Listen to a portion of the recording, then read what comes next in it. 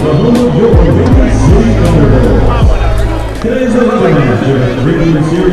Ozinga Field in Crestwood, Illinois, Rebroadcasting is proud to present Frontier League Baseball. This afternoon's matchup will be the third and final game in a three-game set between the visiting Joliet Slammers and the hosting Windy City Thunderbolts. Good afternoon and welcome everybody into the broadcast booth. Mike Gustily is here to bring you play-by-play action as we take a look at what should be an exciting rubber match between the Slammers and the Thunderbolts. The Windy City Thunderbolts took the first game of the series on Friday night, shutting out the Slammers 2-0, and extended their winning streak up to 6 games, and Joliet slipped down to their 6th consecutive loss. However, last night Joliet evened up the series with a monstrous 14-run second inning and ended up winning 20-10 in 9 grueling innings. Their 14-run score to the second inning of last night's game is one short of the Frontier League record for most runs in a single inning. With that, let's take a look at our starting lineups, first with the visitors from Joliet. Leading off and playing left field will be Liam MacArthur. Batting second, the switch-hitting shortstop, Andrew Fernandez. The designated hitter will be batting third is Matthew Workington. Batting cleanup and playing second base is Antonio Valdez. In right field, batting fifth, the left-hander Chris Davis. Playing first base and batting sixth is Jonathan Sierra.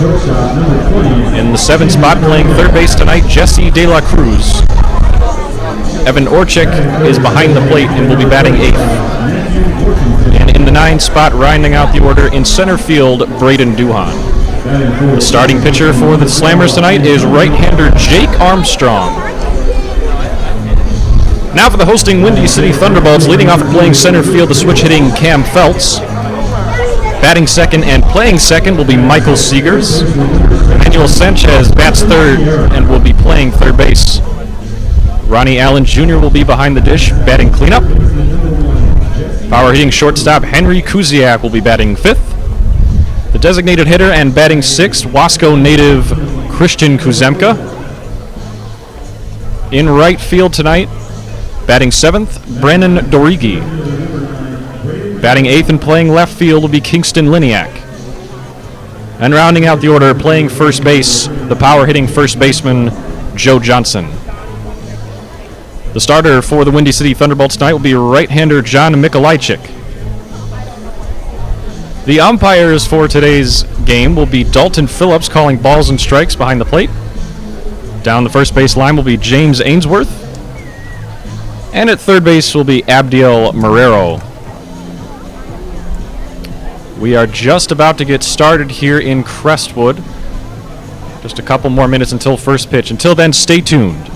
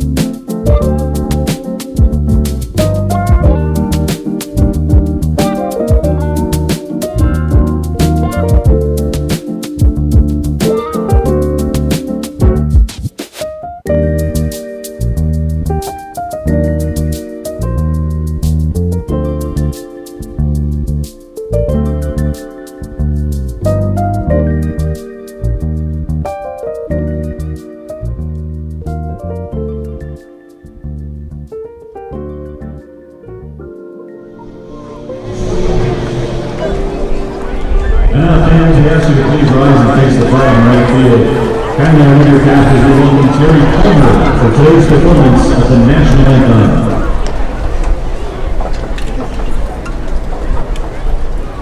Oh, say can you see by the dawn's early light what so proudly we hailed at the twilight's last gleaming, whose broad stripes and bright stars burn ahead of us high, o'er the ramparts we watched, versus gallantly streaming, and the rocket's red flame, the bombs bursting in air, gave proof through the night that our flag was still there.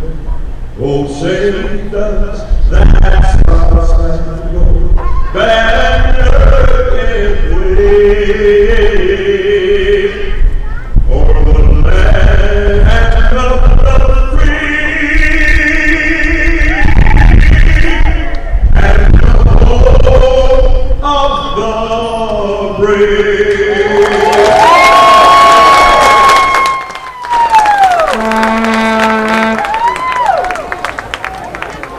Terry Palmer on today's national anthem from Ozinga Field. And with that, we are just about ready for first pitch here as John Mikolajczyk, their big right-hander, will warm up for Windy City, ready to face Liam MacArthur, the leadoff man for the Slammers.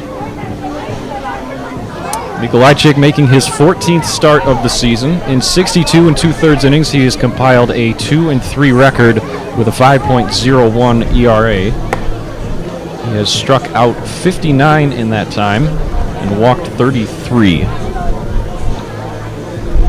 They'll be facing the left-handed Liam MacArthur to start. MacArthur started off last night with 3 consecutive base hits before they were finally able to get him out the Thunderbolts. His first at bat, he had a line drive single up the middle and was thrown out trying to steal second.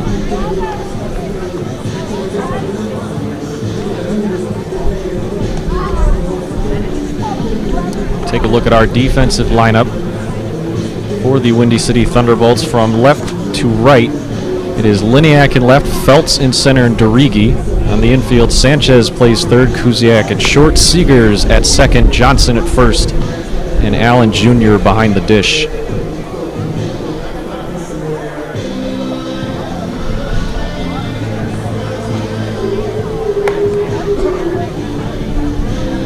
MacArthur 3 for 7 last night with a couple of RBIs. Comes into this at bat 4 for 11 in the series.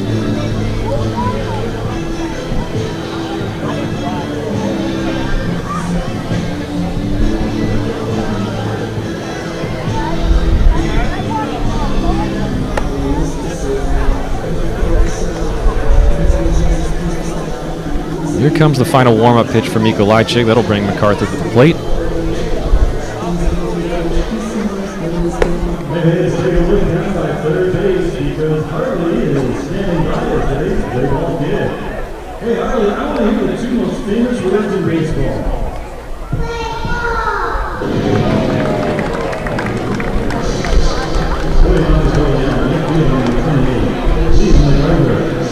Slight breeze out here on an overcast day at Ozinga Field in Crestwood. Breeze going from right to left field.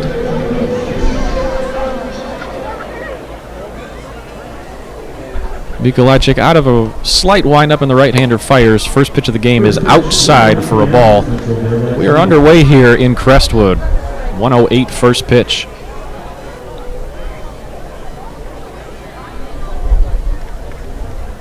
Next pitch to MacArthur is fouled back behind the screen. Count now even at 1-1.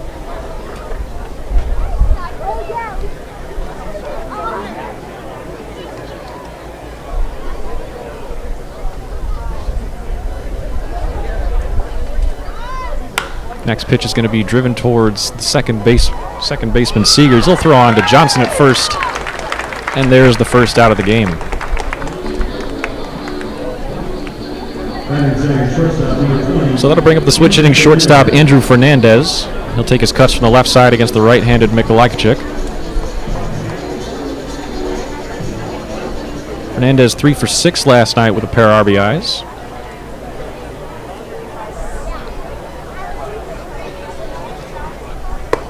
And Mikolajczyk starts him off with a called strike on the inside.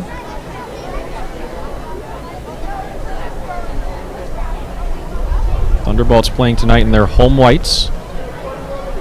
Script blue lettering with blue hats.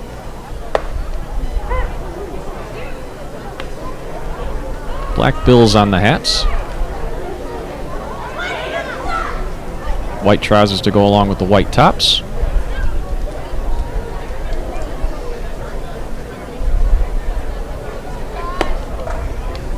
The 0-2 from Mikolajczyk is outside.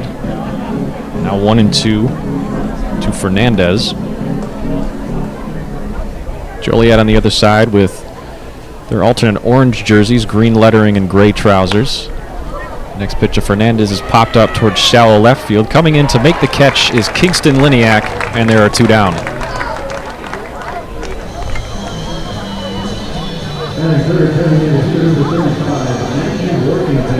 So Matthew Workington, the 6'6" Canadian native, will step up to the plate now. Mikolajczyk working quickly.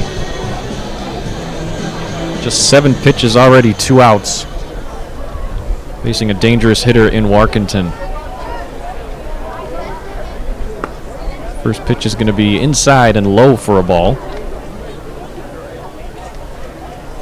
Workington with a couple of walks, couple of strikeouts, couple of base hits, and 3 RBI last night.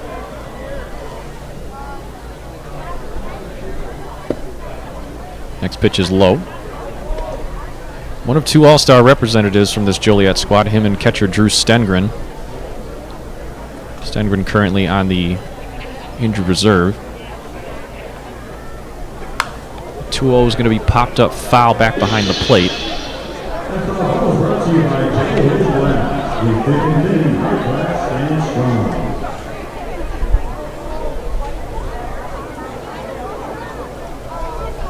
Workington, a native of Windsor up in Canada.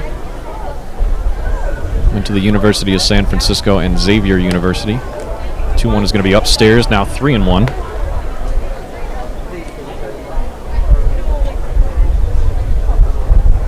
Currently leads the Slammers in home runs. He has 12. No other member of his squad has more than 4. The 3-1, swing and a miss. It's going to be full.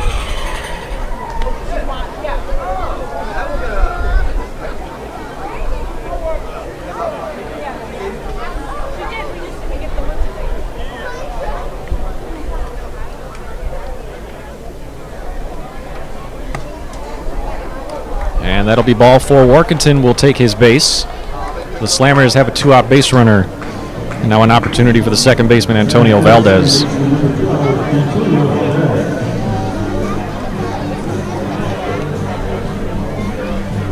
Valdez, another switch hitter. Will take his cuts from the left side against the righty Mikolajczyk. ThunderBolts right-hander yet to allow a base hit. Workington with as the first base runner, however. First pitch to Valdez is in there for a called strike.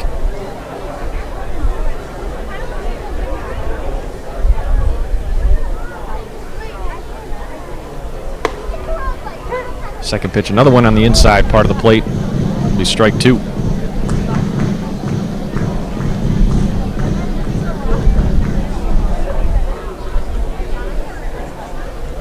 Right-hander out of the stretch, fires. In there, called strike 3. So John Mikolajczyk gives up 1 base runner and a walk, but nothing doing for the Slammers here. So Joliet doesn't score. Windy City coming up next here on Rebroadcasting.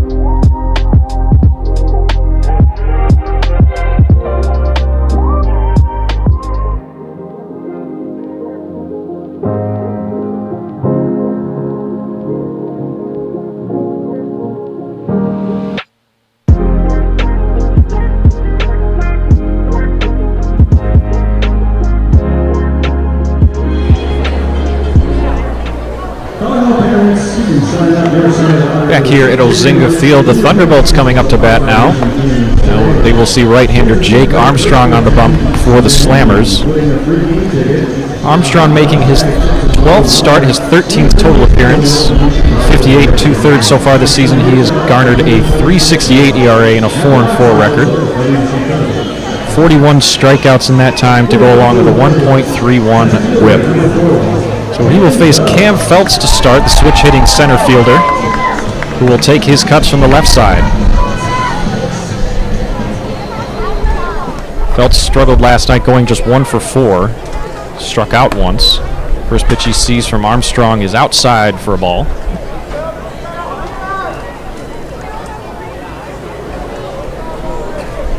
Armstrong out of a slight windup. He'll fire one in there. It'll be another ball. Slightly overcast day here in Crestwood.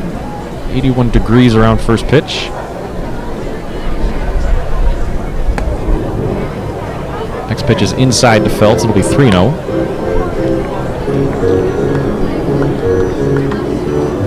Armstrong going sleeveless with the high socks, black socks with orange stripes around the calf. 3-0 is going to be in there for a called strike.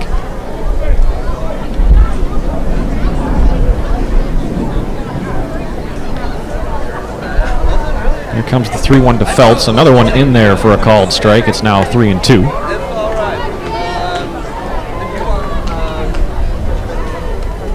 Feltz trying to work his way on. Currently the Frontier League leader in stolen bases with 38. Here comes the 3-2. This one is going to be popped in the air, drifting towards the left side. Settling underneath it is Fernandez. He'll make the catch, and there is the first out. And second baseman, number 2, Michael Seeger. That'll bring in Michael Seegers, the second baseman, made a pinch hit appearance in last night's game.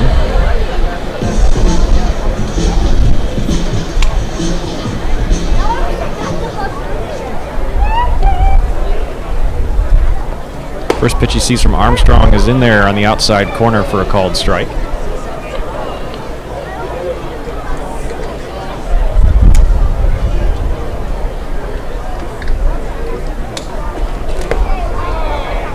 The 0-1 outside, count now even at 1-1.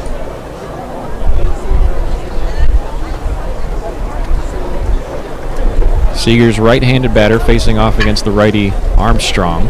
Here comes the 1-1. Swing and a miss, now 1-2.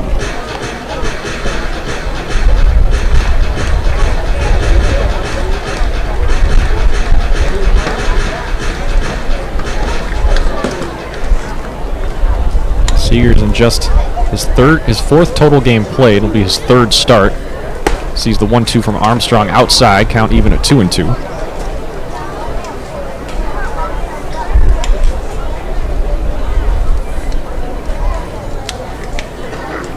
Through his 6 at-bats, just a 167 average. Next ball is fouled down the right field line.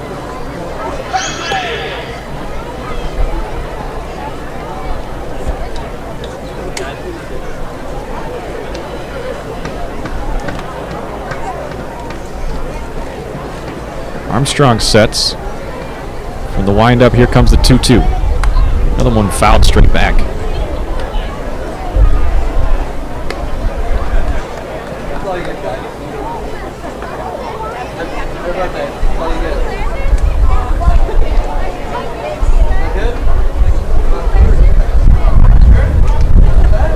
Seegers looking for his second hit of the year. Here comes the 2-2 one more time.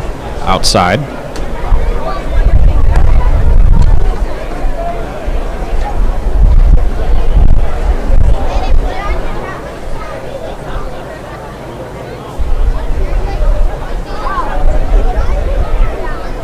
Comes Armstrong out of the windup. It is going to be low for a ball. So the Thunderbolts have a 1-out base runner. Seegers able to work the walk. That'll bring up the third baseman, Emmanuel Sanchez.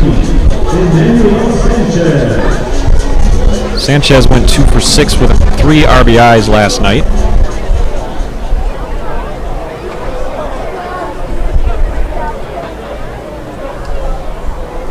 Right-handed batter. And before the first pitch, Armstrong will check on Seegers at first.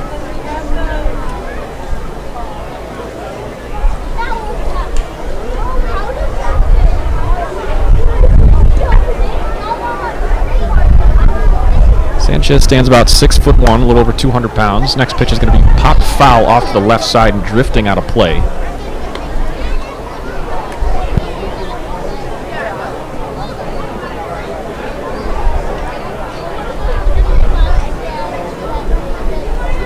Rocking the blue sleeves, the high blue socks with the all-white Adidas shoes. Two-tone bat, black around the handle, natural wood on the barrel. Armstrong out of the stretch. Ooh, that was an ugly cut and miss from Sanchez. Count now 0-2.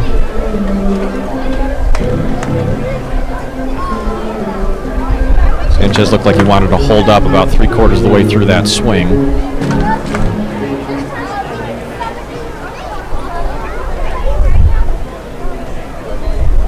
Armstrong, the 0-2 out of the stretch. He fires. Inside, that'll be a ball.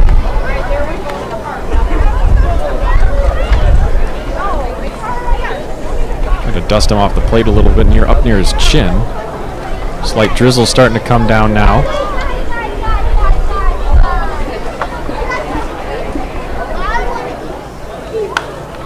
The 1-2 is going to be fouled back.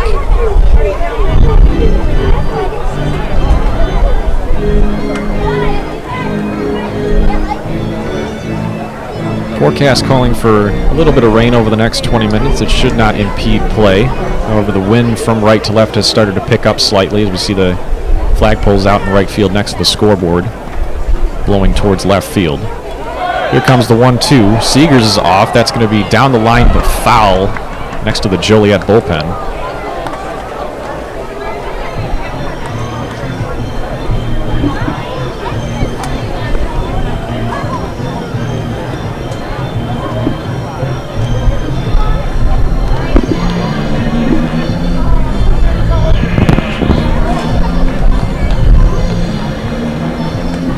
Count still 1-2 on Sanchez. Windy City third baseman trying to extend this inning. Instead, it'll be a called third strike on the outside part of the plate. It'll look like a cutter running away. And there and out, 2 down.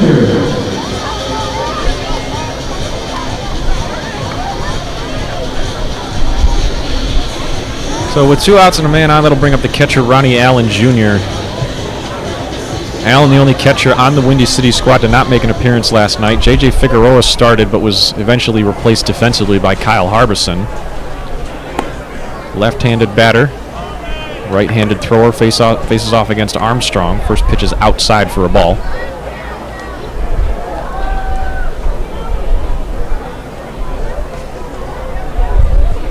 Allen, the biggest in the catching room, stands about 6'3", 210 pounds. Another check on the runner Seegers at first, nothing doing.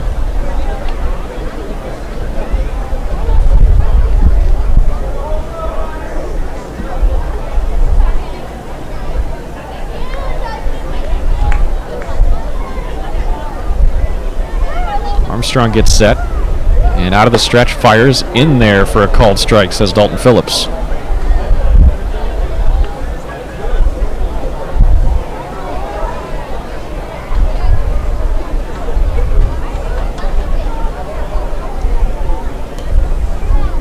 Comes the 1-1. It's going to be high and outside. Count now 2-1.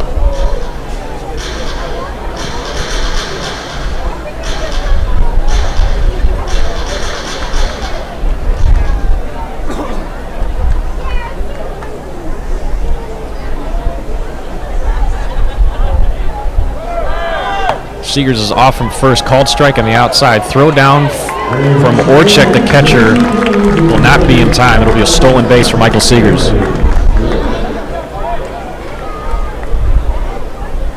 Before the inning comes to an end with 2 strikes here, I'll give you a quick defensive alignment for Joliet. MacArthur in left, Duan in center, Davis in right.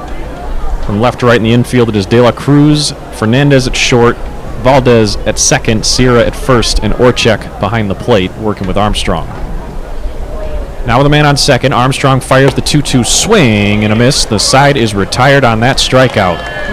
So a couple of Ks for Armstrong. Gives up a walk and a stolen base, but nothing doing. We are scoreless here after 1 in Crestwood, right here on Rebroadcasting.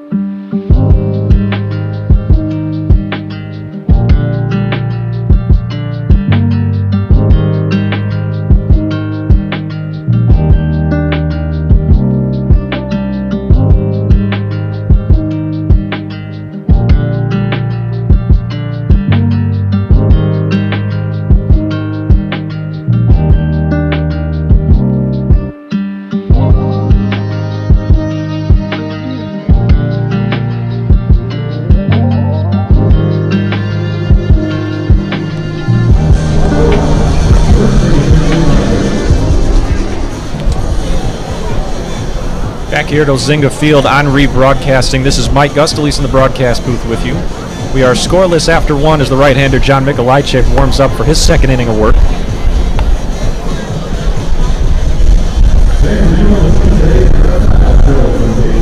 He'll be facing off the 5, 6, 7 spots for the Slammers, Davis, Sierra, and De La Cruz. And he'll start off with the right fielder, the left-handed Chris Davis.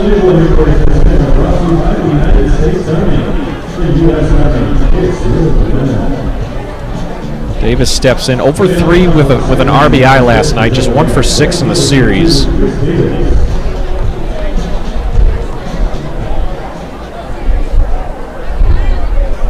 Comes the first pitch from Mikolajczyk, going to be outside for a ball.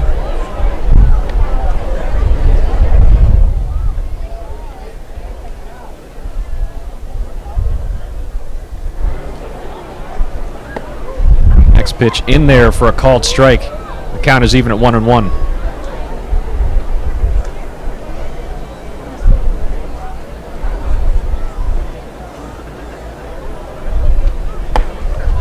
The 1-1 in there for a called strike.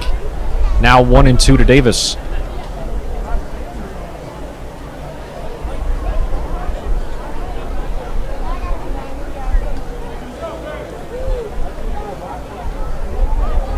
Davis steps back in. The right-hander Mikolajczyk out of the windup.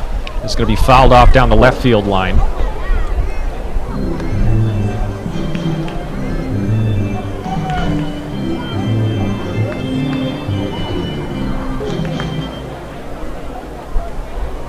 Another 1-2.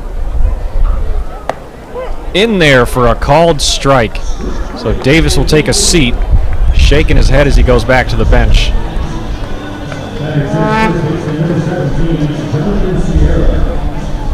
So that'll bring up Jonathan Sierra, the first baseman.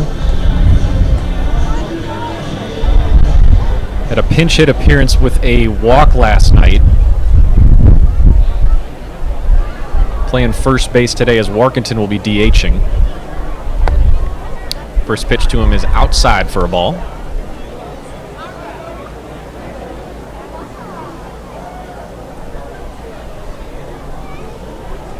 Rain starting to intensify a little bit here as the next pitch is fouled back behind the plate.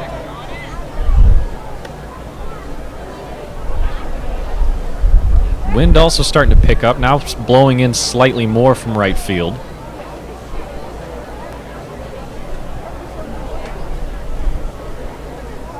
Mikolajczyk standing on the extreme first base side of the rubber, comes out of the windup. 1-1 going to be outside for a ball.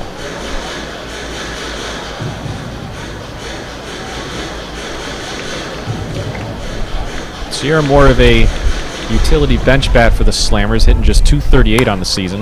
Next hit's going to be driven right towards the second baseman Seegers. He makes a leaping catch, and there's out number 2. Good reflexes by the second baseman Seegers. making a slight hop as it drifted to his left. So that'll bring up the switch-hitting third baseman Jesse De La Cruz.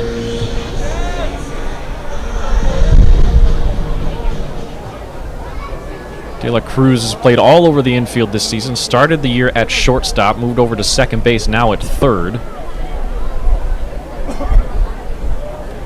First pitch to him is low for a ball.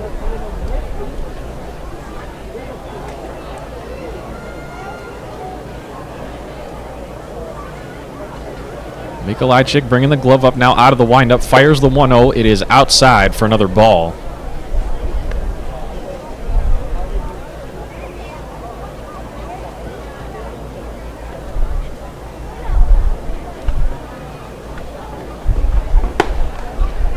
Next pitch, another one outside.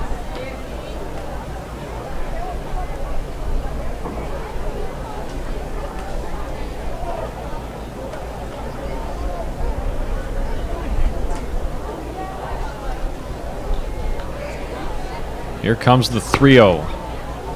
And that'll be low and outside. De La Cruz will take a 4-pitch walk. And the Slammers have a 2-out base runner.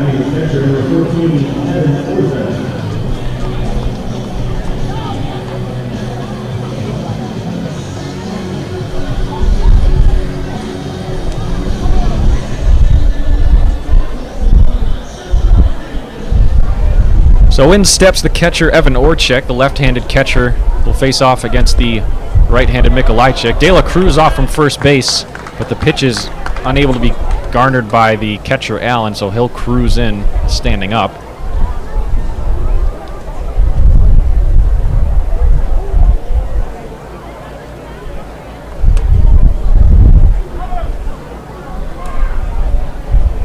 Man in scoring position now with 2 outs. Orchik signing with the Slammers, was with the Schaumburg Boomers earlier this season. De La Cruz tries to take off again. Allen comes up to greet him, but De La Cruz holds up and goes back to second base.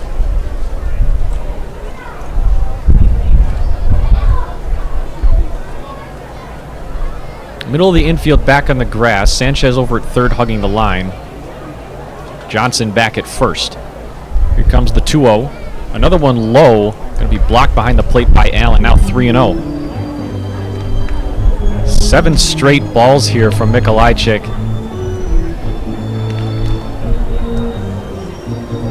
Trying to get out of a little bit of a jam here with 2 down in the top of the second.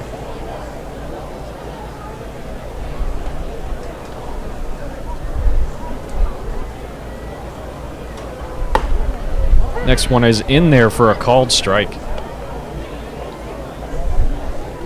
Orchek turning around to Phillips, the home plate umpire, trying to figure out where the zone was at.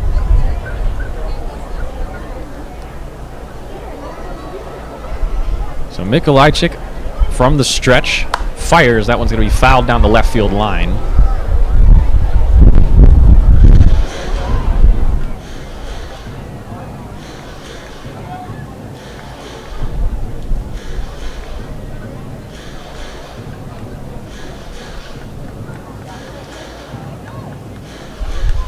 Orchek taking his time getting back in the box.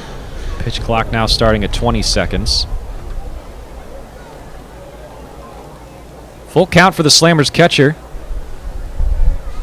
Comes the payoff pitch, going to be outside for ball 4. So Orchek works the 2-out walk. And that'll bring up Braden Duhan with 2 on and 2 out here in the second.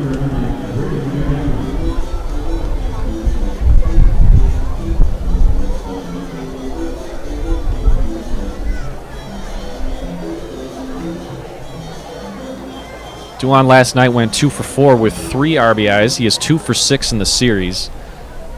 Most impressive part of his play last night was defensively in center field. He takes a called strike there. Had a fly ball in the first inning that was over to his right. He initially cut to his left, slipped out in the turf in center field, but managed to get up to recover and make the catch. Absolutely stunning play there after the initial mistake. Next pitch is going to be grounded towards the shortstop, Kuziak. He'll step on second, and the side is retired. So no hits, couple of walks, a stolen base for De La Cruz. And the Slammers do not score. After 1.5, we are still scoreless here in Crestwood. We'll be right back for the second half of the inning on rebroadcasting.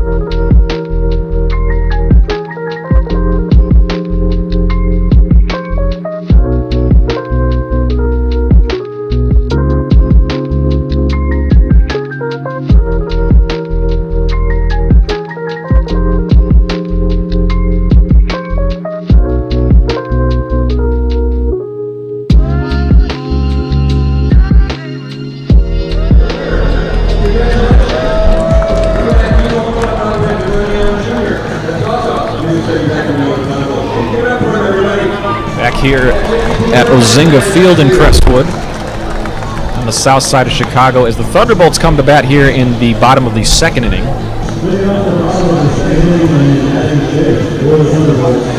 Right-hander Jake Armstrong will face off against the heart of the Thunderbolts lineup, shortstop Henry Kuziak, followed by Christian Kuzemka and the right fielder Brennan Dorigi. Kuziak, who made the last out in the top of the second, stepping on second, it'll be a 6 unassisted fielder's choice. First pitch from Armstrong is on the inside. That'll be a ball.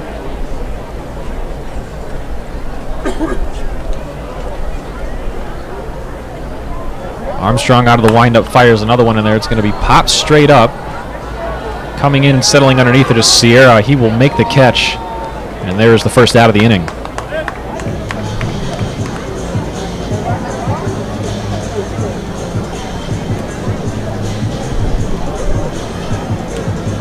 So in steps the local product, the designated hitter Christian Kuzemka. Kuzemka out of St. Francis High School in Wheaton.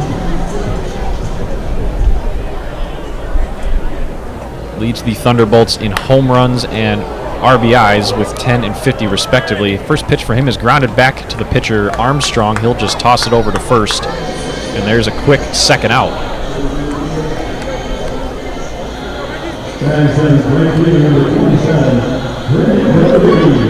So 3 pitches and 2 outs for the right-hander Armstrong. And in steps the right fielder Brennan Dorigi. Dorigi, for those of you wondering out there, has origins in Italy. Also a famous last name in parts of Austria. Thunderbolts right fielder will take one on the outside corner for a called strike.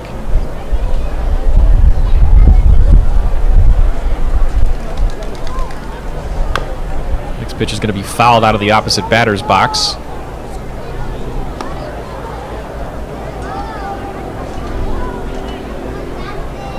Dorigi, a big left-handed batter, crowds the plate slightly with a little bit of a wiggle in the elbow. The delivery from Armstrong is up near his face. Almost got him in the coconut there.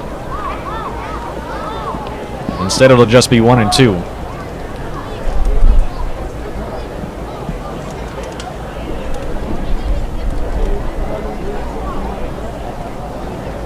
Comes the 1-2 in the opposite batter's box. Count even now at 2-2.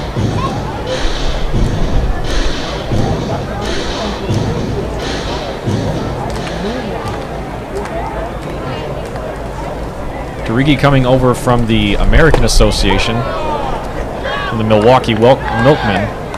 Next pitch is going to be in there for a called third strike. So Armstrong gets a 1-2-3. And we remain scoreless after 2. Slammers coming up to bat in the top of the third inning.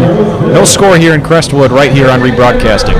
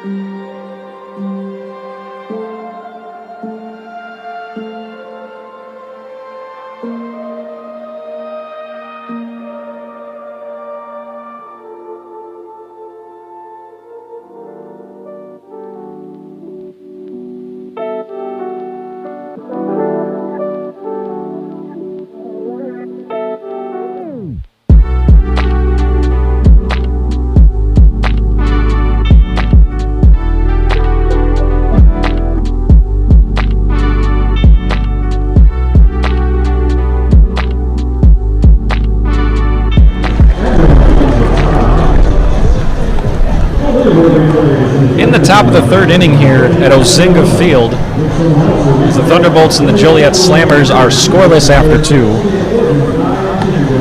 Right-hander John Mikolajczyk will face off against the top of the Slammers lineup for the second time. It'll be MacArthur, Fernandez, and Warkentin.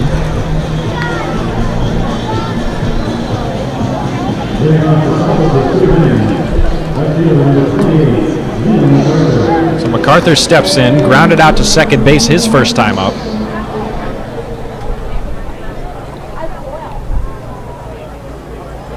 Left-handed left fielder steps in, sees the first pitch from Mikolajczyk outside for a ball.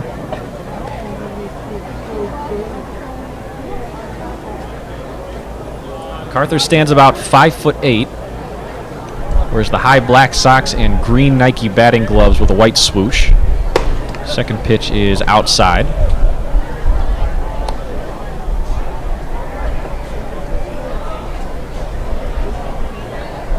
Mentioned this last night, one of several players on either side wearing the Jordan 1 cleats. His are all black with a white accent. Next pitch is outside for ball 3.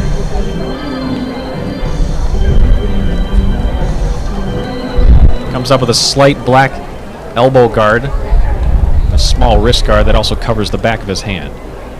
Here comes the 3-0, outside for ball 4. So Mikolajczyk puts MacArthur on with 4 straight balls.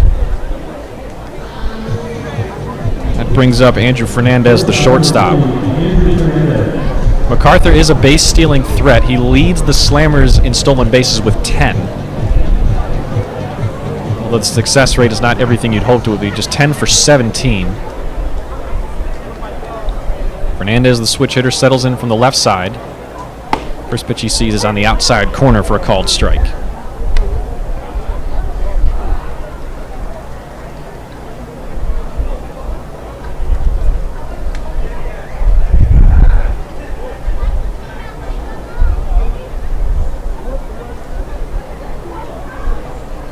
Out of the wind-up, Mikolajczyk fires the next one in there outside for a ball. Count even now at 1-1. MacArthur standing on first. Nobody out here in the top of the third, as we are still scoreless. Fernandez right up against a plate in the left-handed batter's box. Sees the 1-1 outside for a ball. Count now 2-1.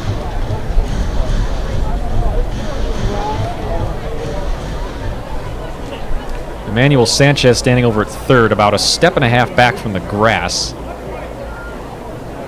Infield back in the middle. No shift in the outfield. 2-1 to Fernandez is outside for a ball. It'll be 3-1.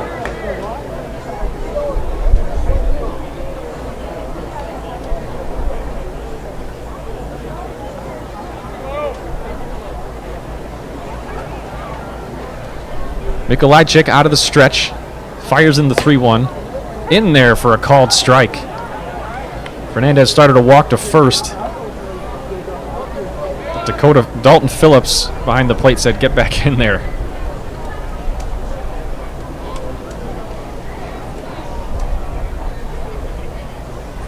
Fernandez stands in, full count. Here comes the pitch. Going to be fouled back out of play.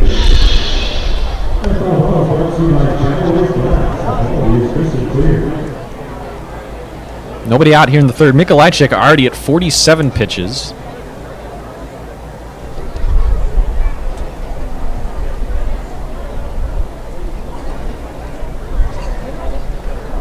Here comes the 3-2 again. Swing and a miss from Fernandez. So that'll be strikeout number 3 for Mikolajczyk. And the first out here in the top of the third.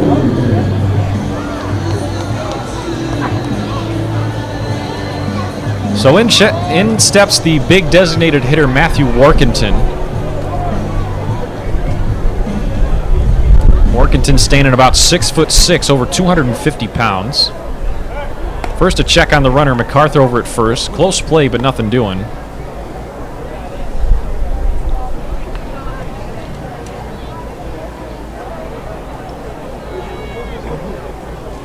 Warkentin sees the first pitch is driven out towards deep left center field. Settling under it is Kingston Liniak. He'll make the catch for the second out of the inning. So Warkentin gave that one a pretty good ride, probably about 6 to 8 feet in front of the track in left field. But it stays in the ballpark, and there are now 2 down.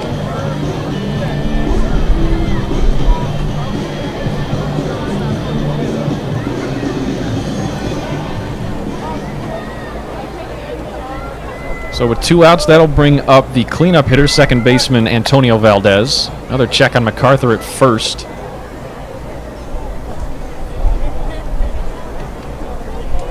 Slammers lineup consists of 3 switch hitters and 4 lefties today against the right-hander Mikolajczyk. First pitch to Valdez is on the outside. Count now 1-0.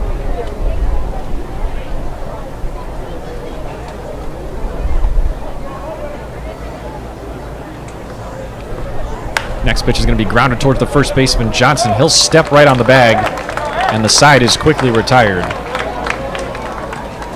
So no hits here, just a walk of MacArthur, but Mikolajczyk able to leave him stranded. We are still scoreless after 2.5. The Thunderbolts coming up in the bottom of the third right here on Reed Broadcasting.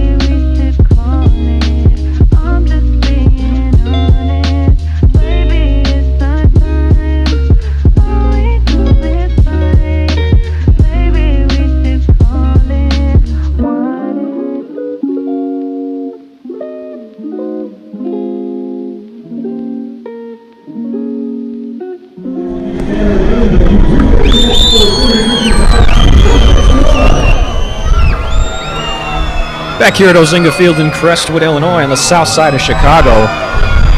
Scoreless here, headed into the bottom of the third between the Joliet Slammers and the Windy City Thunderbolts.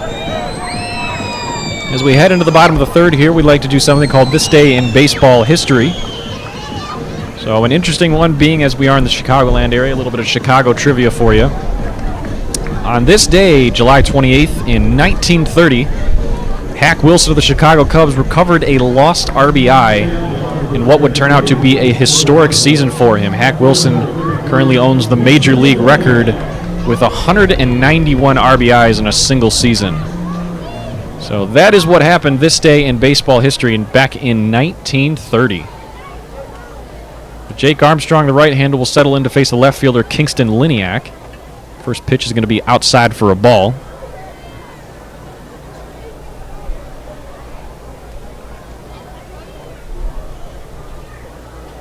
Next one to Liniak is a check swing. The appeal down at first.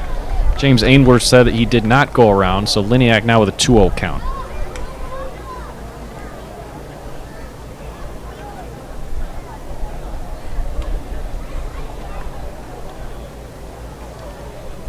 The 2-0 to Liniak is going to be driven hard down the left field line, but drifting foul.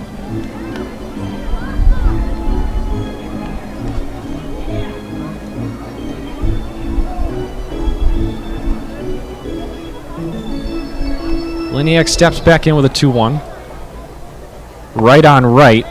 It'll be a called strike 2. Liniak rocking the all-white Jordan 1s with a black swoosh. Looks like he's got the mid-tops. Here comes the 2-2 from Armstrong. Fouled off the handle of the bat and straight back into the netting.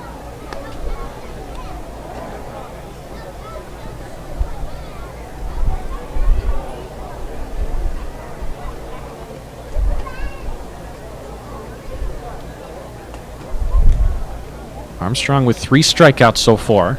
Looking for number 4 right here. Next pitch to Liniak is swung on and hit in the air, but drifting back behind the plate and out of play. So Liniak stays alive with a 2-2. Trying to get that pitch count up on Armstrong. He's only at 38 as it stands. Another 2-2 from Armstrong. This one is driven hard down the left field line. If it's fair, it's way gone.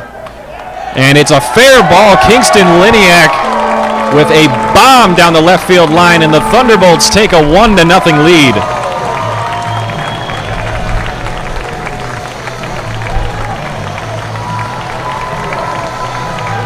An absolute mammoth shot as he sent it into the parking lot. And with nobody out here in the bottom of the third, the Thunderbolts strike first. It's 1-0.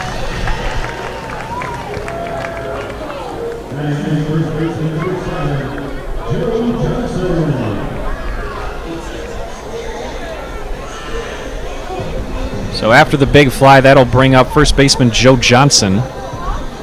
Johnson also a home run threat. He's got 6 so far on the season. First pitch he sees from Armstrong is down and in for a ball.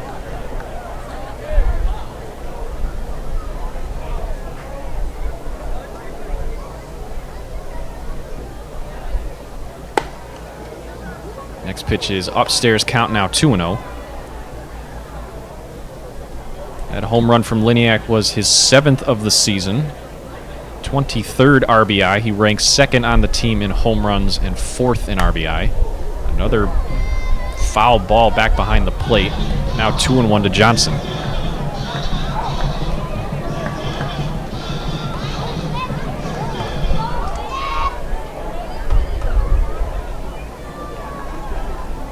So out of the windup, here comes Armstrong. 2-1's going to be fouled back behind off the catcher's mask.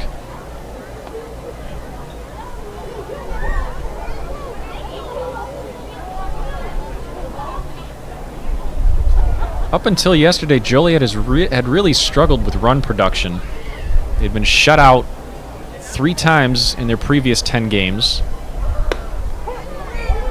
The 2-1 to Johnson is on the inside part of the plate, called strike 3.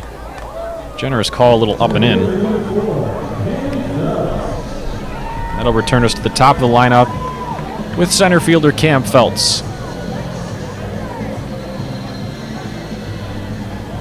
Anyway, back to what I was saying about Joliet's run production.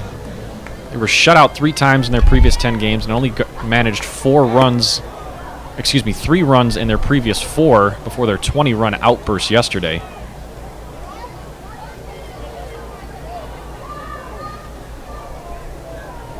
So after a first pitch ball, Armstrong comes back, the 1-0. Going to be upstairs, ball 2.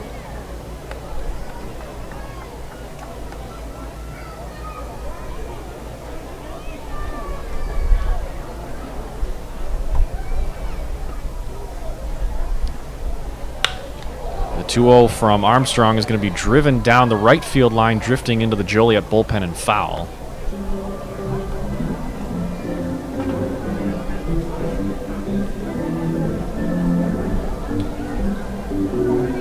Just 1 out here in the bottom of the 3rd inning.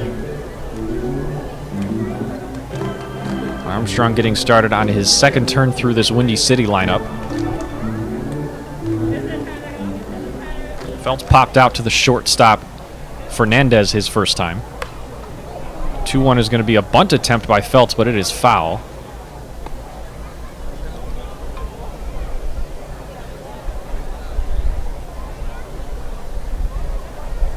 Feltz with a light-colored wood bat, no tape on it, very little pine tar, rocks the black batting gloves as well as a black shin guard. Hesitated to call time there. Instead, he'll just watch ball 3 go on the outside part of the plate. Count is now full.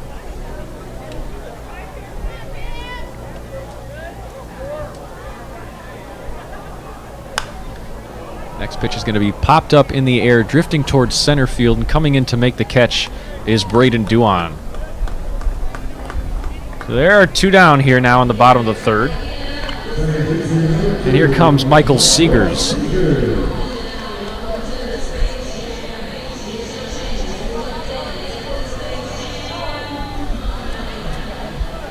Seegers walked and stole second base his first time up. He's also had a nice play at second base defensively. Made a nice lunging grab back in the first. First pitch from Armstrong is on the outside. That's going to be ball one.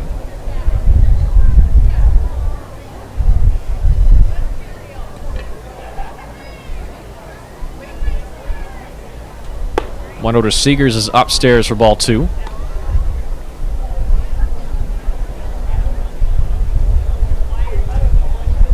Seegers in his first season in the Frontier League out of the University of Iowa, former Hawkeye. Next pitch is in there on the outside corner for a called strike. Again, just one hit in 6 at-bats so far. He has walked twice and driven in 2. Looking for another base hit here. Inside for ball 3. Seegers with low-top black Nike cleats. White on the sole. Rocks the high blue socks going on with the white trousers today. Next pitch is in there for a called strike. That was right down Broadway.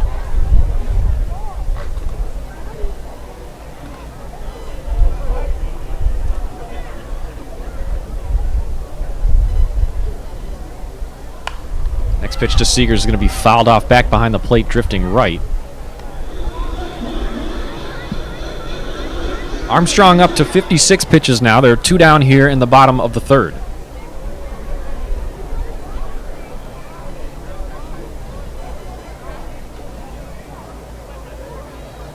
Payoff pitch from Armstrong. Swung and fouled again towards the right side.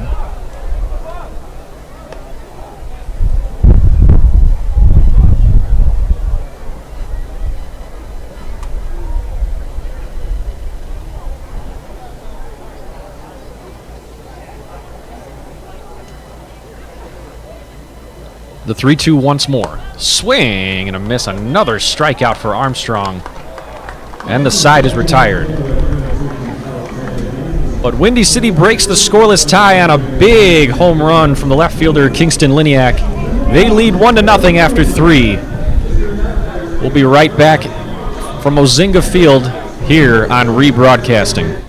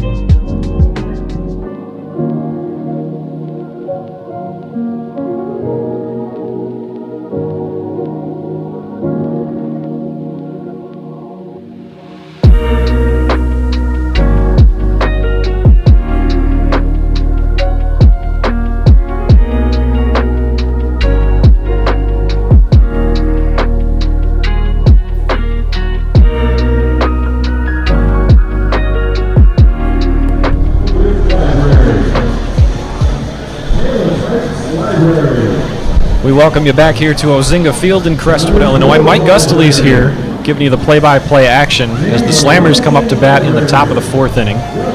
Right-hander John Mikolajczyk has thrown 3 shutout innings so far.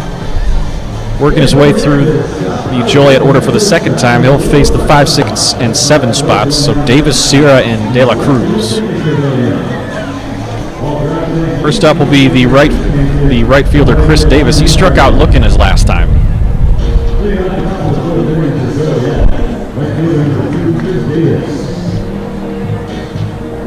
Davis goes by Chris. Full name is William Christopher Davis.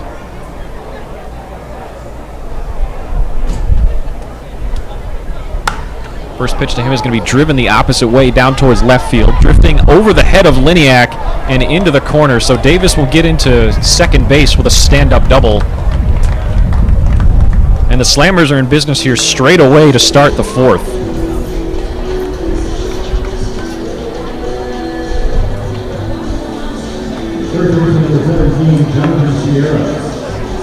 It'll bring in the big left-handed bat of Jonathan Sierra.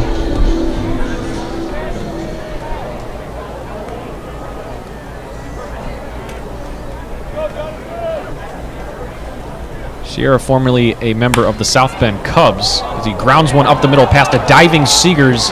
It'll get into center field. Big, strong throw from Feltz to get it back into the infield quickly. So Davis will be forced to hold up at third. And the Slammers have men on the corners here with nobody out. Third baseman, number 1, Jesse De La Cruz.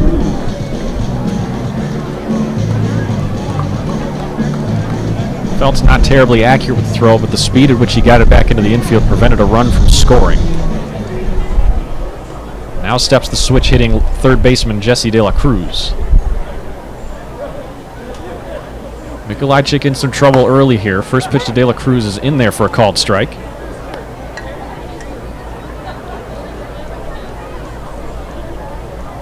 Fastball in there at about 90.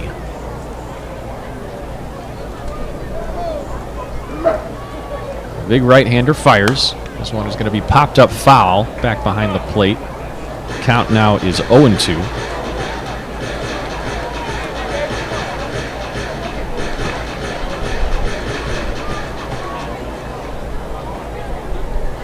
De La Cruz choking up on his black bat. Sees the 0-2 from Mikolajczyk. Another one thrown down the left field line and foul. De La Cruz stays alive here. Also rocking the black Jordan 1s. The black Louisville Slugger bat. No tape. Doesn't look like there's much pine tar on it. Choking up slightly. Out of the stretch, here comes Mikolajczyk. Ooh, a close one there, but it's going to be ruled a ball. Count now is 1-2.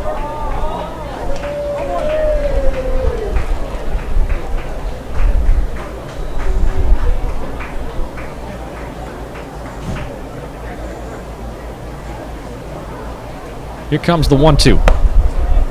Outside for another ball. Count is now even at 2-2.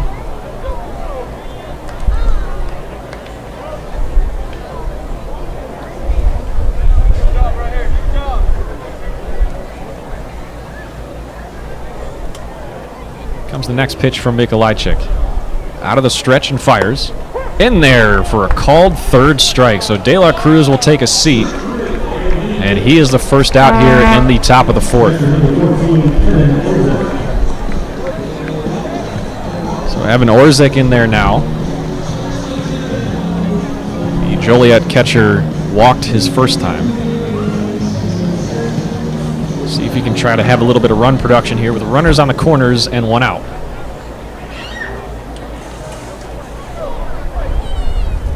First pitch he sees from Mikolajczyk is driven in the air out towards shallow right center field. Feltz under it to make the catch. He will try to throw it back in, but it is cut off by Johnson. Davis in to tie the game on the sacrifice fly. So Orzek ties the game on a sacrifice fly. Chris Davis comes in to tie the game. Sierra still stands on first. There are now 2 down here in the fourth.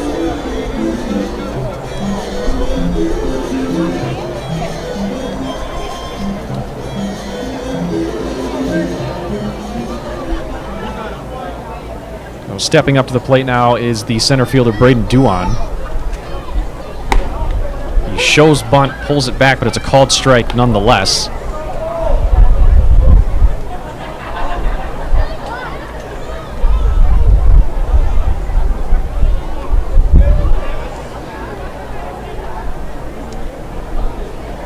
The 0-1 to Duan is fouled back, and now 2 strikes.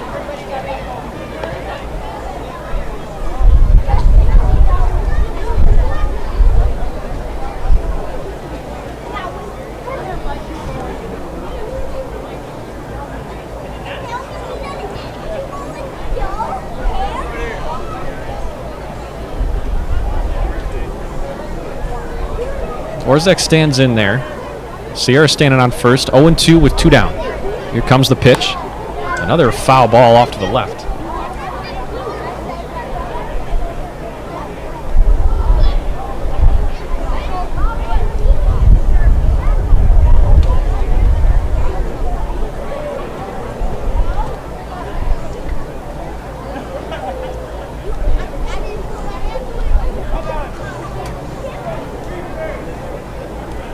0-2. 2 outs in a tied game here in the top of the fourth. Next pitch from Mikolajczyk is outside, count now 1-2.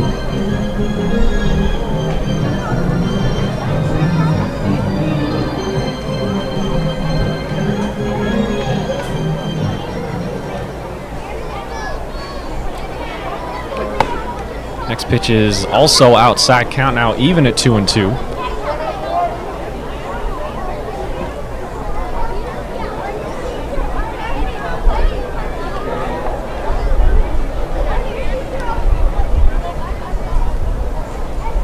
Mikolajczyk out of the stretch, man on first with 2 down. Here comes the 2-2 in there for a called third strike. So Duan will take a seat, but not before the Slammers are able to even the score at 1-1. After 3.5, we are all tied up here at Ozinga Field. And we'll be right back right after this.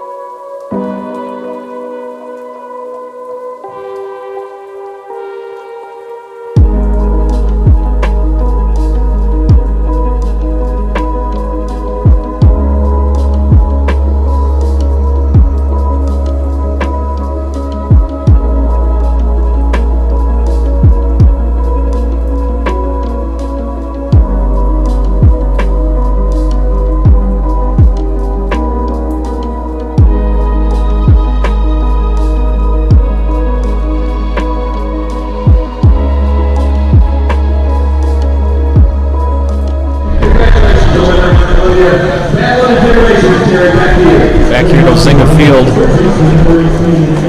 as the Thunderbolts get ready to work here in the bottom half of the fourth inning. A 1-1 tie as the first pitch to the third baseman Emmanuel Sanchez is fouled straight back.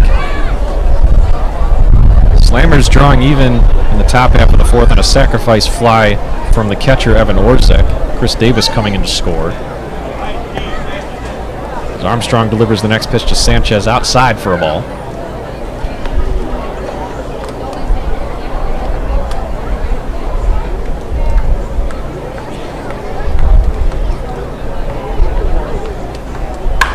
This one is driven towards the third baseman, past a diving De La Cruz and into left field. It'll be a scorching base hit for Sanchez. And the Thunderbolts in business early.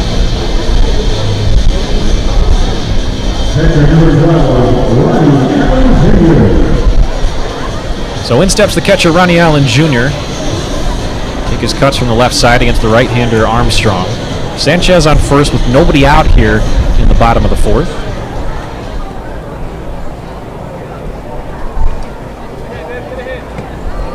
Allen with a strikeout swing in his last time. Looks at the first pitch outside for a ball.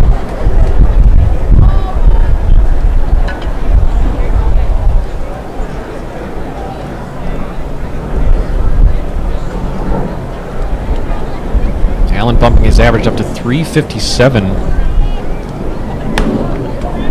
As he fouls the next pitch off to the left side.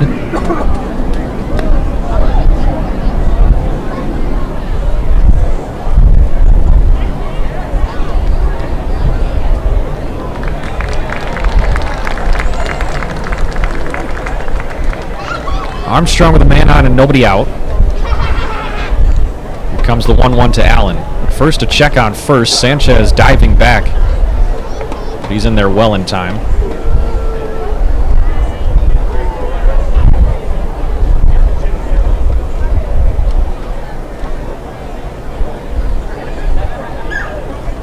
Wind starting to pick up now, right to left. Advantageous for the right-handed hitters. Next pitch is in there for a called strike. Now 1-2 to Allen.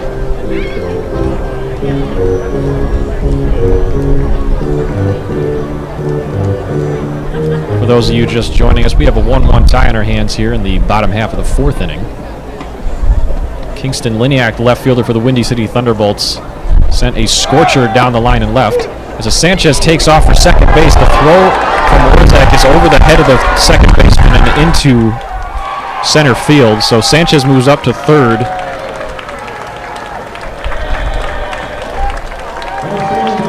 And the Thunderbolts now have a man on third base with nobody out.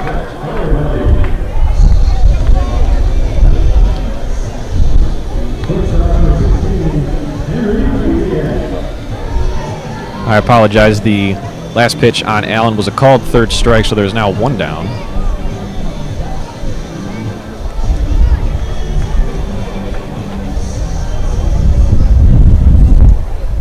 So that'll be a stolen base and an E2 that moves Sanchez up to third.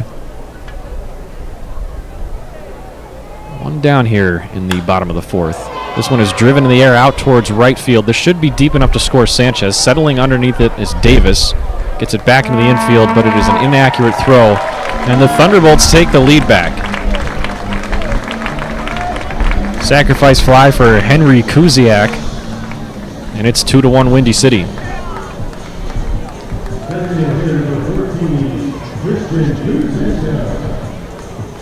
So that'll give way to Christian Kuzemka.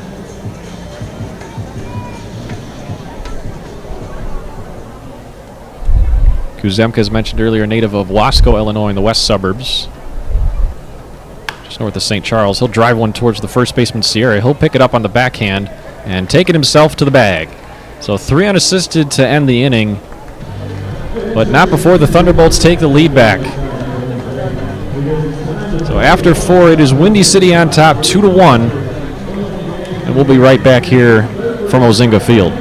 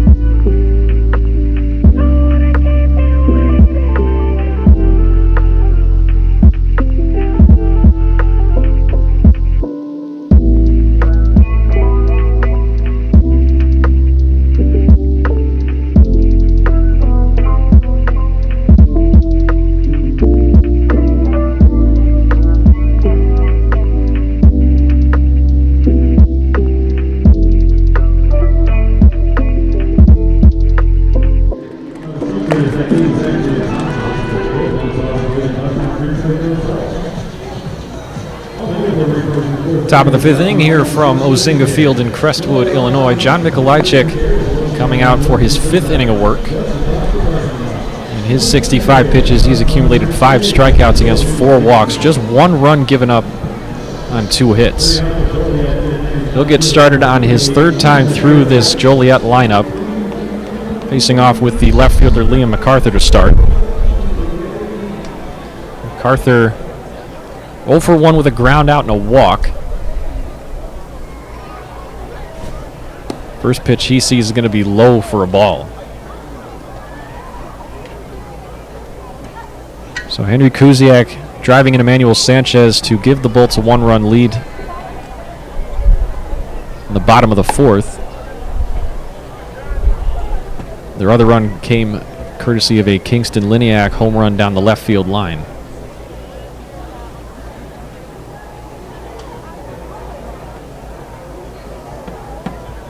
Here comes the 2-0 to MacArthur. Another one outside for a ball.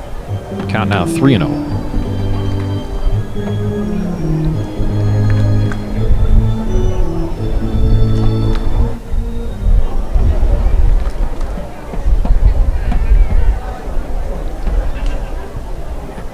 Here comes the 3-0 to MacArthur in there for a called strike. Fastball cutting in there at 90.3.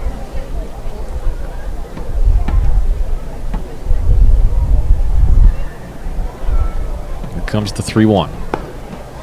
That's going to be low for ball 4. So there's the 5th walk for Mikolajczyk as MacArthur works his 2nd walk of the game.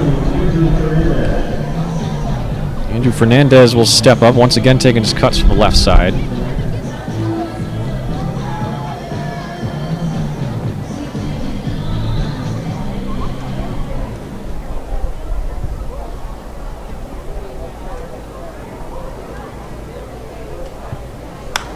First pitch is going to be taken up the middle. It's going to be knocked down by the shortstop Kuziak, picked up by Seegers on a hop, steps on the bag for the force out, tries to throw over to Johnson for the double play, but it's not in time. So MacArthur is out on a 6-4 fielder's choice. Fernandez stands on first with 1 down.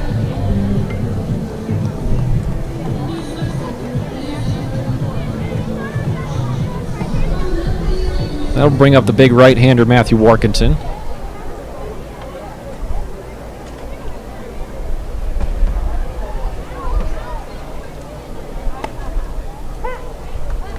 First pitch is a called strike in the outside part of the plate. We mentioned Warkentin being a home run threat. The wind has been blowing out slightly towards left field. The flags out and right show that it's died down a little bit. But Warkentin's got enough power to send one out of here in a hurry. Next pitch is outside, count now even at 1-1.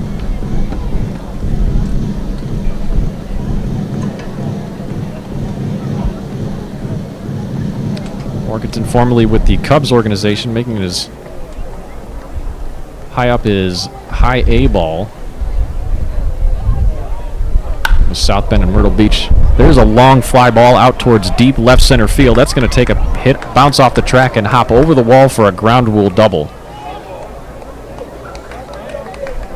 So Fernandez will be on third. Warkentin now with a double. 2 men in scoring position now with 1 out, and that'll bring up the second baseman Antonio Valdez.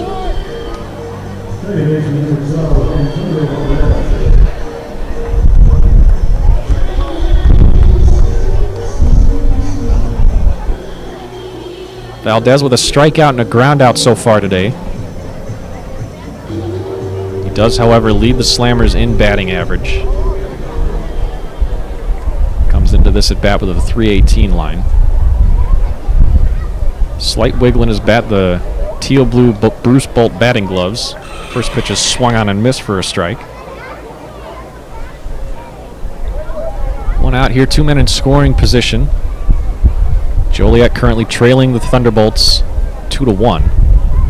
Here comes the 0-1 for Mikolajczyk. Fouled off the end of the bat and into the glove of Ronnie Allen Jr. It's now 0-2.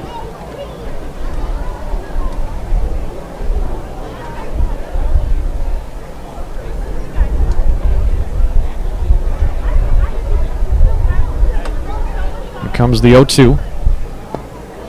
The inside and low, count now 1-2.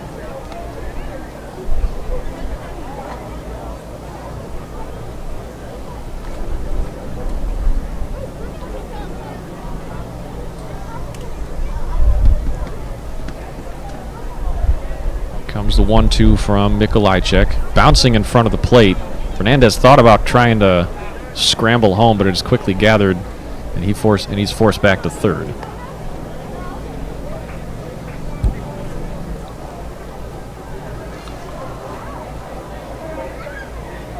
Fernandez on third, Warkentin on second. 2-2 count to the second baseman, Valdez. Mikolajczyk now working out of the windup. Fires it in there. It's going to be grounded towards the second baseman, Seegers. He'll come home with it. The tag is not in time as the ball drops out of Allen's glove.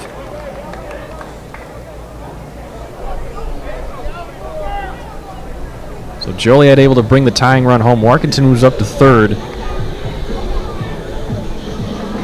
This will be an unsuccessful fielder's choice. Michael Seegers trying to prevent the run from coming home by throwing home from second. Runners on the corners now with one out. Game now tied at 2-2.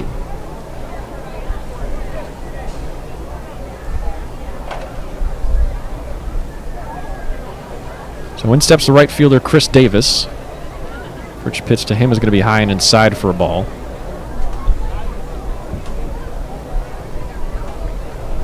Davis with a strikeout and a double his last time out.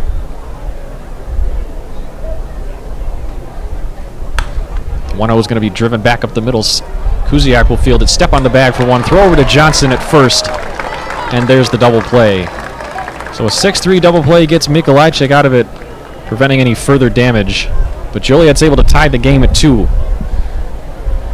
We will head into the bottom of the 5th after a brief break.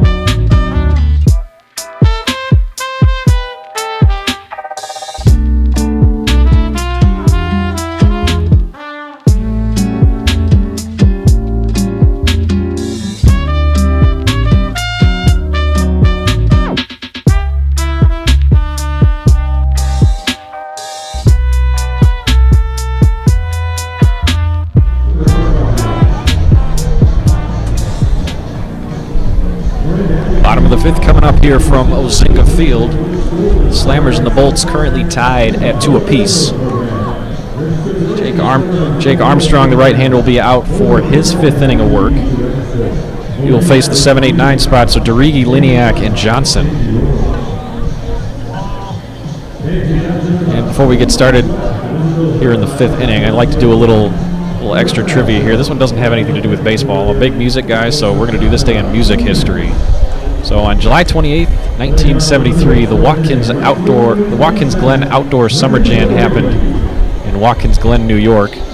Over 600,000 fans came to see some of the great hippie bands of the 70s. The Allman Brothers, the Grateful Dead, and the band all performed on this day in 1973.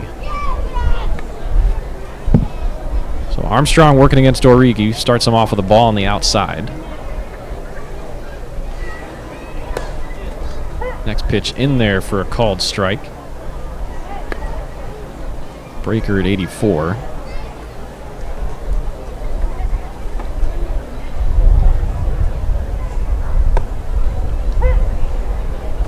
Another off-speed pitch in there for a called strike. Count now 1-2.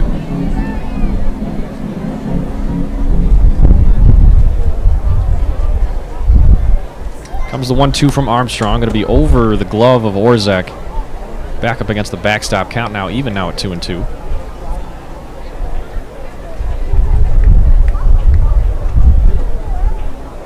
Armstrong, just 1 earned run, 6 strikeouts against just 1 walk. The next pitch to Derigi is going to be popped up down the left field line. De La Cruz in pursuit, but it'll fall back behind the netting.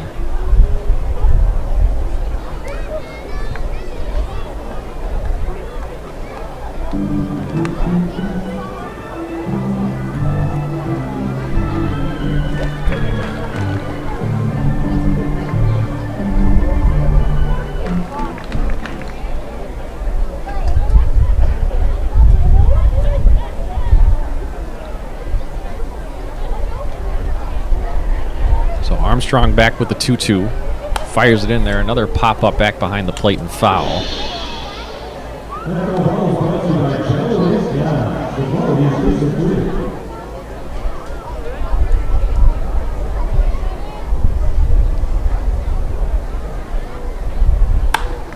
Next pitch is going to be driven back up the middle for a base hit. Dorigi picks up his first hit after striking out his first time. And once again, the Thunderbolts get the first man of the inning on base. So in steps Kingston Liniak. Liniak gave the Thunderbolts a 1-0 lead in the bottom of the third when he launched a solo home run down the left field line. Has an opportunity with a man on here and nobody out. Armstrong out of the stretch. His first pitch is going to be fouled off to the right side.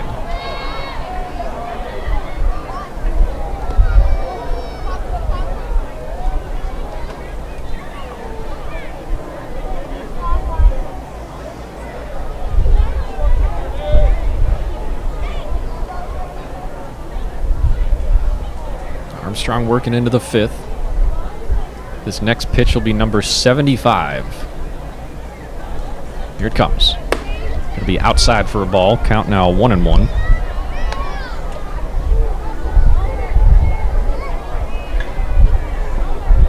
Liniak just went 1 for 5 last night. The Thunderbolts were able to put up 14 hits in 10 runs, but were well behind the 20 runs at Joliet after issuing 16 walks. Here's another one driven high and deep in the air out towards left field. There's another one for Kingston Liniak.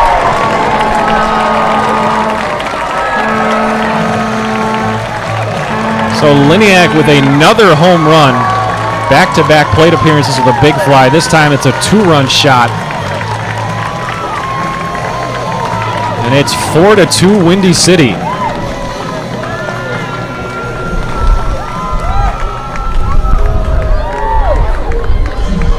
This one sneaking over the wall in left center field. Just took an 86-mile-an-hour fastball and just grooved it. So the Thunderbolts back out in front 4-2. That'll bring in Joe Johnson, the first baseman. Strike out his first time up.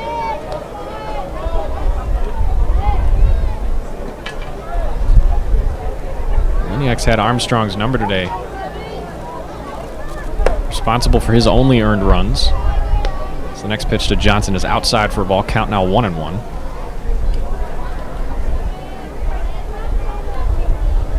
Johnson with a big open stance, right foot behind his left. As he drives this one down the line, but foul and left. Thunderbolts with their home whites and blue numbers and blue hats, but Johnson is a pretty colorful guy working with the red accented gloves, arm guard, shin guard, and red Jordan 1s as he drives one out towards left center field. In pursuit is Duhan, but he's not going to be able to make the catch as it bounces up against the wall, and Johnson is in with a stand-up double. So 3 straight men reach against Armstrong. And now the lineup turns over, and Cam Feltz will take his 3rd time at bat.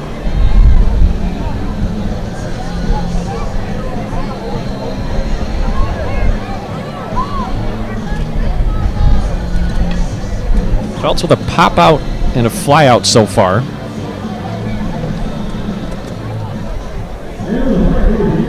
See if the speedy Windy City leadoff man can try to move a runner over. Up to, not out of the question to think about a bunt here to try to move Johnson over.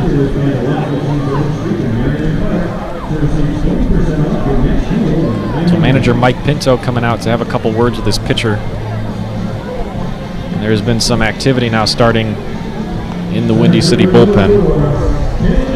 Looks like right-hander Frank Plezak warming up.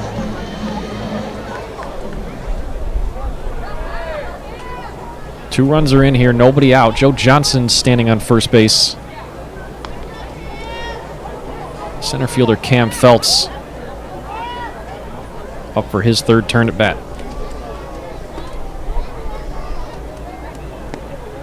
First pitch from Armstrong. There's the bunt from Feltz. It's going to be right out in front of the mound. Armstrong gathers it, turns on, throws to first. and Feltz is out, but Johnson does move over the first. Vote that as a sacrifice 1-3, and Johnson moving over to third. So that'll give an opportunity to the second baseman, Michael Seegers.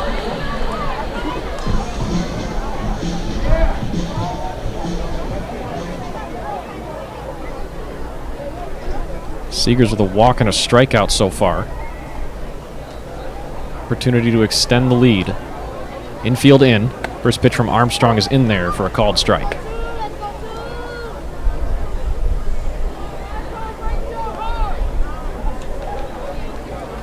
De La Cruz, Fernandez, Valdez, and Sierra all on the edge of the grass.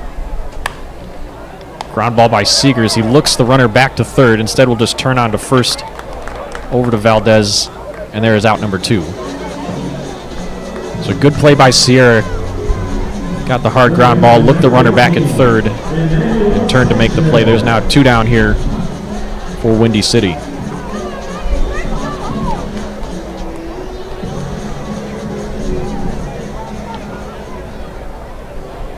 So that'll bring up the third baseman, Emmanuel Sanchez.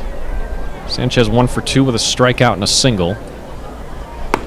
First pitch to him is on the inside. That'll back him off the plate a bit.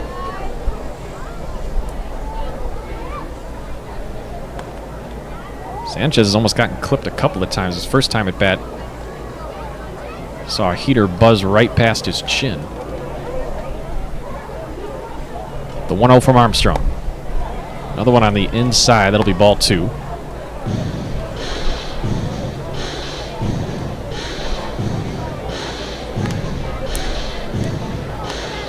Bottom of the 5th here. Bolts leading the Slammers 4-2. Joe Johnson stands on third with 2 down. Comes the 2-0. This one's going to be fouled back out of play.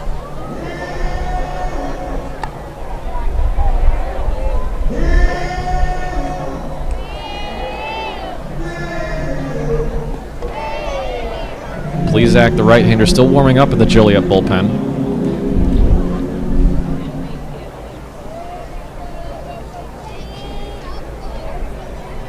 Comes the 2-1 from Armstrong. This one's going to be driven down the line. A fair ball getting past a diving De La Cruz.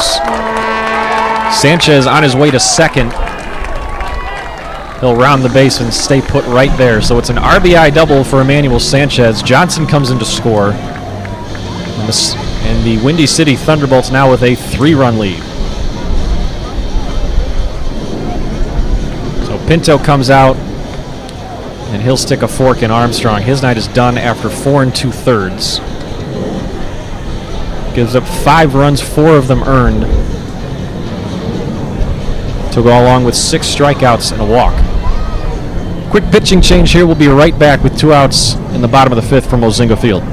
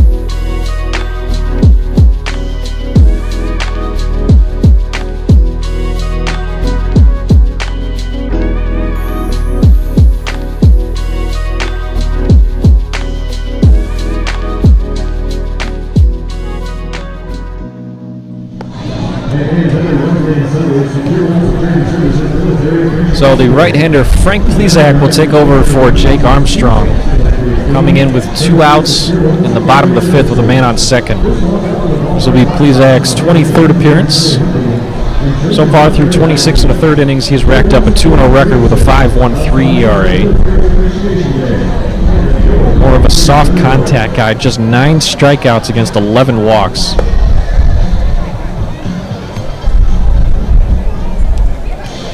So he'll face the Windy City cleanup man, catcher Ronnie Allen Jr.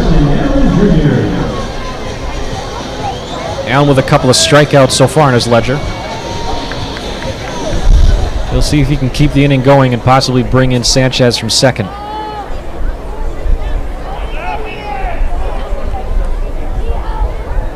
Stocky right-hander working out of the stretch. First pitch is lined hard down the right field line and foul.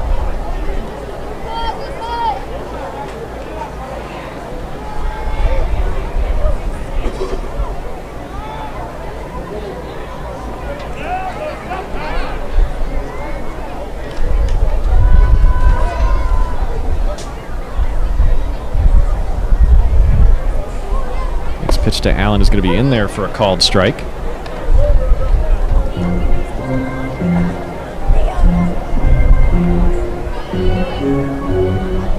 And 6 at-bats with runners on so far this season. Allen is 3 for 6. See what he can do with 2 strikes and 2 outs.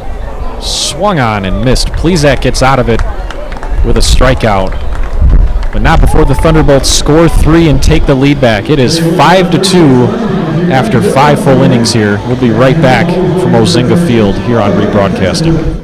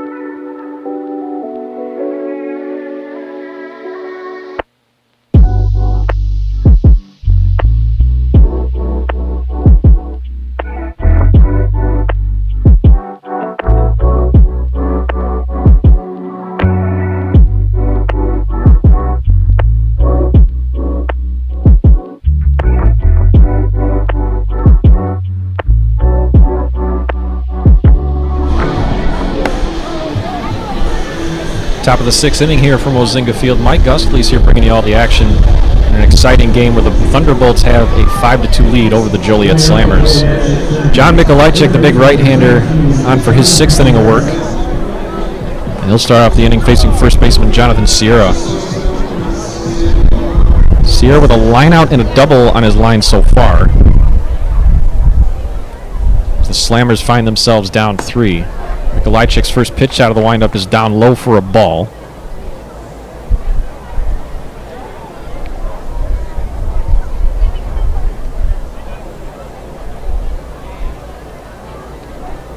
The 1-0 is going to be driven in the air out towards left field. In pursuit of it is Liniak. Back towards the wall. That's going to be off the base of the wall and over his head. Liniak quickly gets it back in. It is caught by Seegers just on the edge of the outfield grass. Sierra with a leadoff stand-up double, trying to get the Slammers in business. So that'll bring up Jesse De La Cruz. Cruz with a little bit of bad luck over at third base. Had a couple of balls underneath him as he dived to get a couple of hard-hit grounders down the line. First pitch is in there for a called strike. Cruz 0 for 1 with a strikeout and a walk.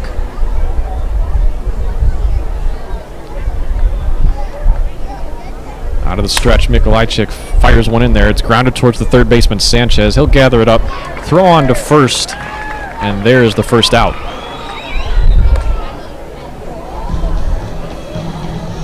So Sierra stays put at second. That'll bring up the catcher, Evan Orzek.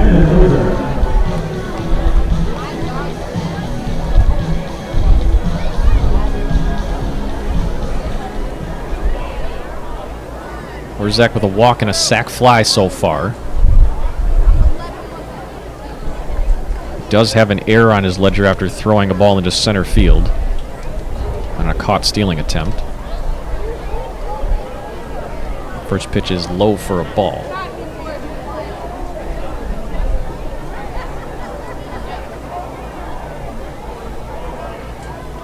Mikolajczyk working out of the stretch. Fires one in there. Check swing from Orzak. Appeal down to the third base umpire Abdiel Marrero. He said he didn't go around, so it'll be 2-0.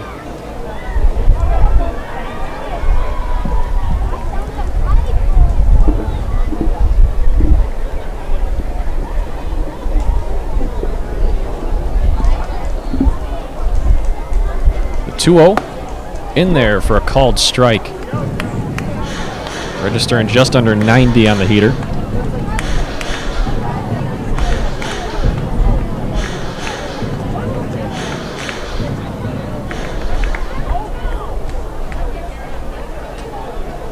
Orzak now with 13 RBIs on the year, as the former Boomer takes one outside for ball 3.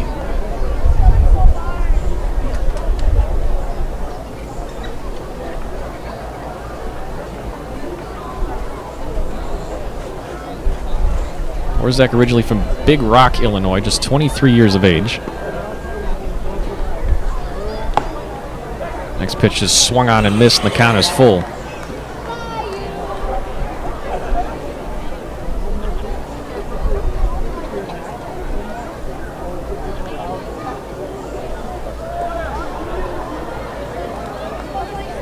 One out with a man on second. Catcher Evan Orzak in the box with a full count. Working against the right-hander Mikolajczyk. Right-handed pitcher against left-handed hitter. Here comes the payoff pitch, and it is down low for ball 4. So Orzak works the walk, and now on first and second, that'll bring up the center fielder Braden Duan.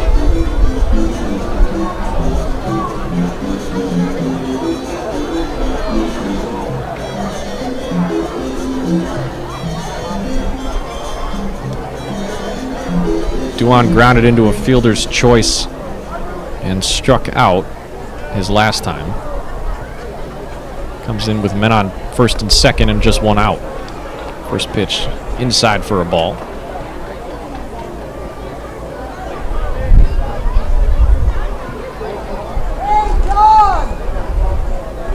Middle of the infield back at double play back. The corners are in.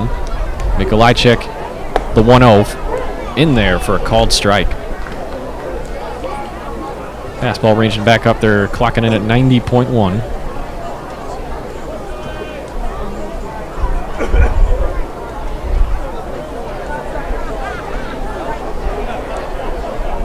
Comes the 1-1. Another one on the outside corner. Called for strike 2. Duan is beside himself. He takes his time out to adjust his batting gloves and gather his thoughts before stepping back in.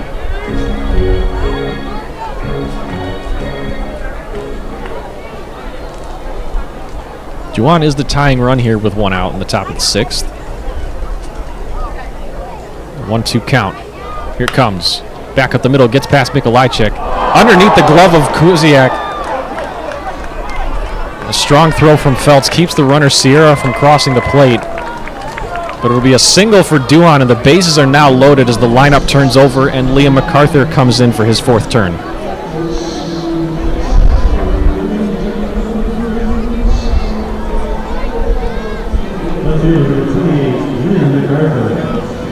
See what they score that one. It snuck underneath the glove of the shortstop Henry Kuziak.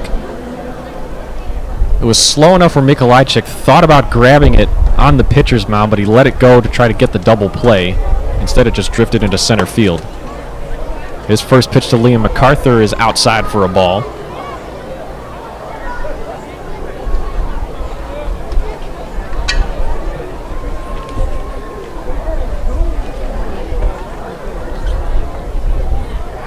Pitch is outside, 2-0.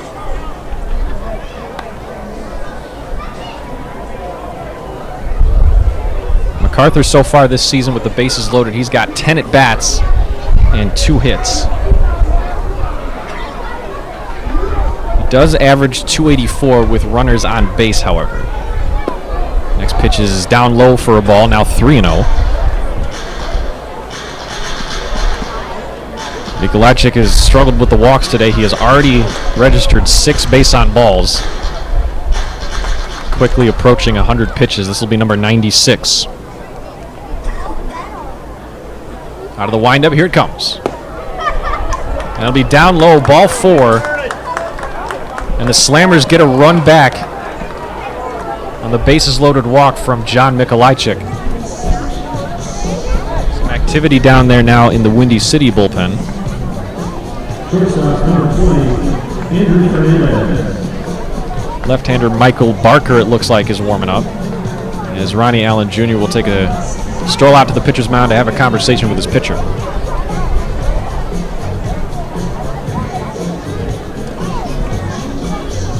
Next hitter of the inning will be the shortstop, Andrew Fernandez.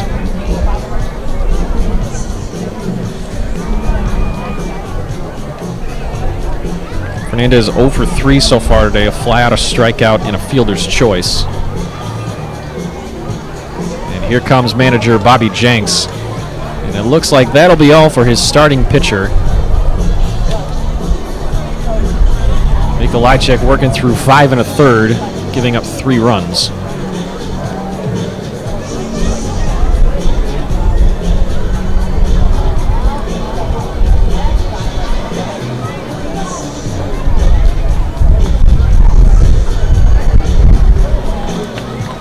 We're going to have a quick pitching change here out at Ozinga Field. Left-hander coming in out of the bullpen. We'll be right back.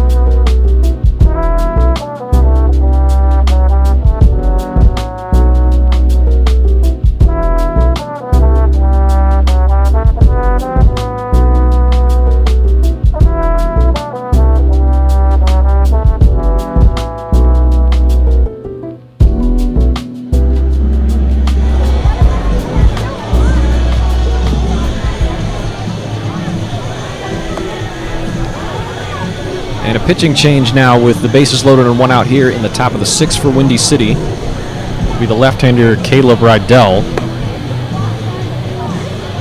making his 9th appearance of the season. In 18 2/3 innings, he has racked up a 3.86 ERA with a 3-1 record. 26 strikeouts to just 9 walks. One of the best arms in the Windy City bullpen, just a 194 average against.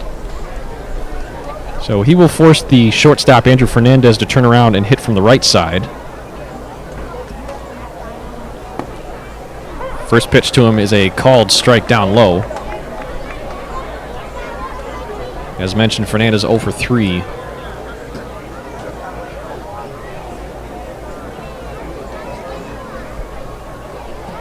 Left-hander working out of the stretch. The rain's starting to come back down here.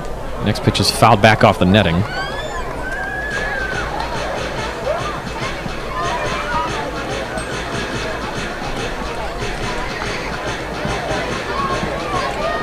Rain picking up fairly heavily now.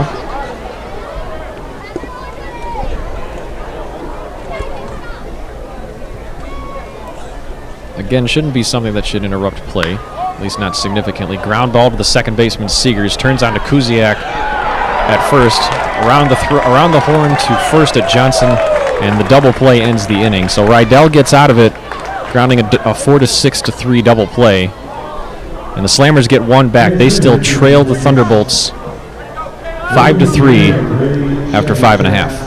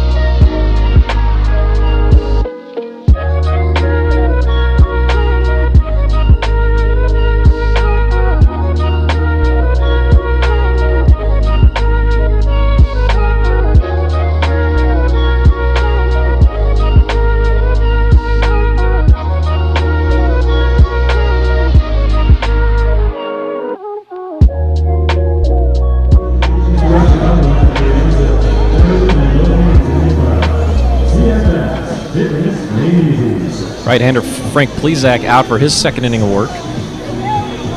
Cleaned up the last of the fifth. He'll start now in the bottom of the sixth, facing the 5, 6, 7 spots. So Kuziak, Kuzemka, and Dorigi.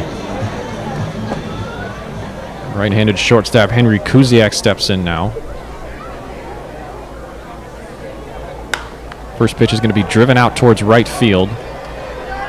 Shallow but playable for the second baseman Valdez, who treks out into the grass and makes the catch. So one pitch and one out here as Kuziak trots back to the dugout. And that'll bring up Christian Kuzemka.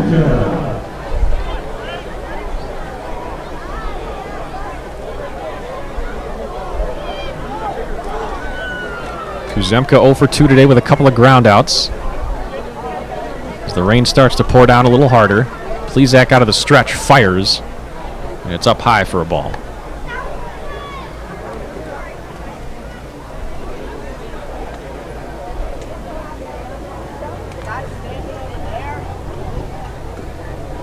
Next pitch from Plezak is popped up in the air. Settling underneath it is the first baseman Sierra. And a couple of quick pop-outs for Frank Plezak, and there are two down here in the bottom of the sixth.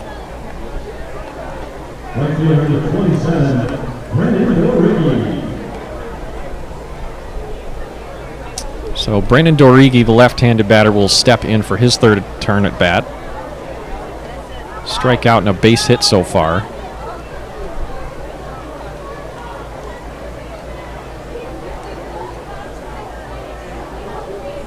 Rain really starting to come down here. If the game was suspended at this point, it would be considered a complete contest, as we are in the sixth inning with the home team, the Windy City, leading 5-3. The 0-1 from Plezak. Swing and a miss. Strike two.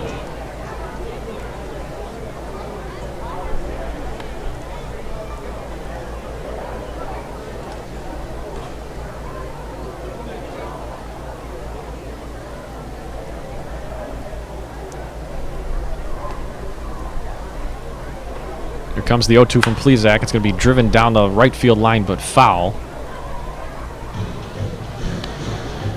Dorigi got some good wood on it, just a little out in front.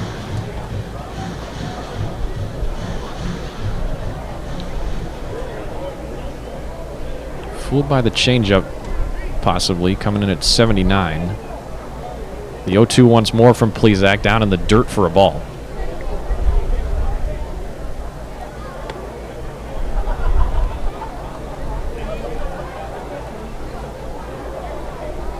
rain has let up here.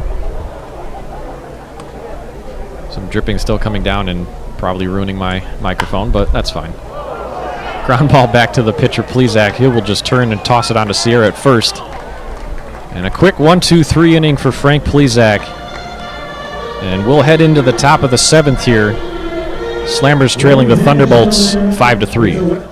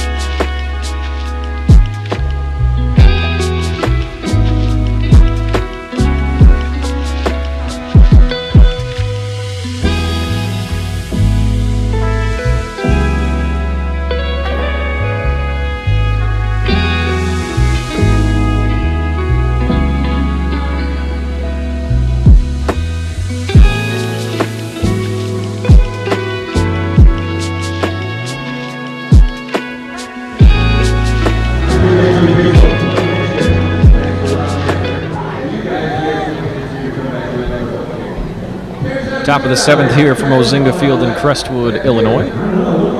Mike Gustley's here on the call from the south side of Chicago. Left-hander Caleb Rydell coming back out for his 2nd inning of work. Induced a double play to get out of the top half of the 6th last time. He'll face off against the heart of the Joliet lineup, starting with big right-hander Matthew Workington, who's DHing today. First pitch from Rydell to Workington is a called strike in the outside corner.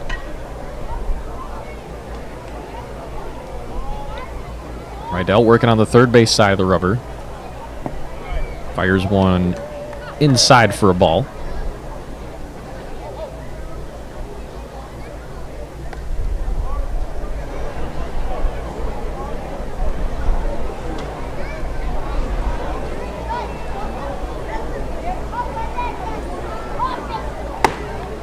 Next pitch in there for a called strike. Count now 1-2 on Workington.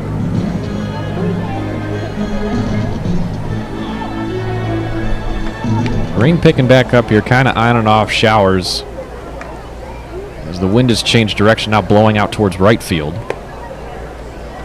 Still fairly warm, 76 degrees and overcast here as Workington takes a ball in the dirt.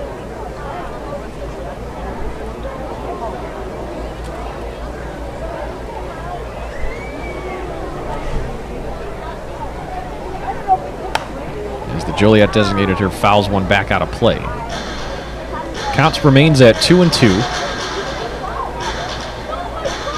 Slammers down by 2 with one of their most dangerous hitters at the plate.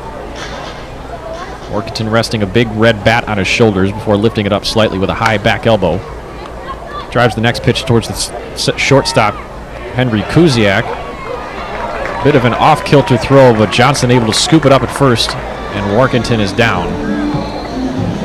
Mike Pinto coming out to possibly argue the call. And he's going to get a little animated in defense of his designated hitter. In discussion with the first base umpire, James Ainsworth. And he's giving him an earful before taking the short troll back to the dugout. Rain picking up again. And in steps the second baseman, Antonio Valdez. Another switch hitter in this Joliet lineup. Taking his first at bat from the right side, working against the left-hander Rydell, and it is really starting to pour now, and the umpires will call the weather delay here with one out here in the top of the 7th. So out comes the grounds crew to cover the turf in tarp, and we're going to start a little bit of a weather delay here. Top of the 7th, 1 out. Thunderbolts out in front of the Joliet Slammers 5-3. We're going to step aside while we figure out how this weather delay is going to go down.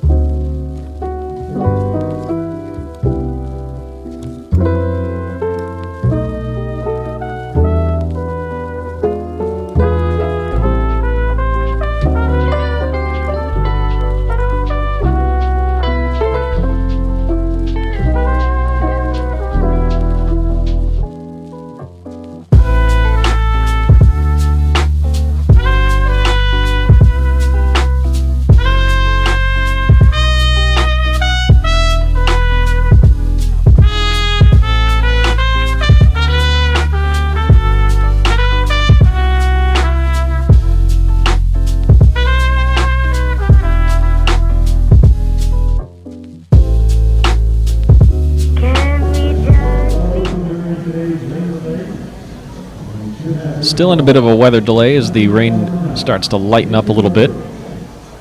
Still here, one out in the top of the 7th inning. Thunderbolts on top of the Slammers 5-3. Play is expected to resume in relatively short order.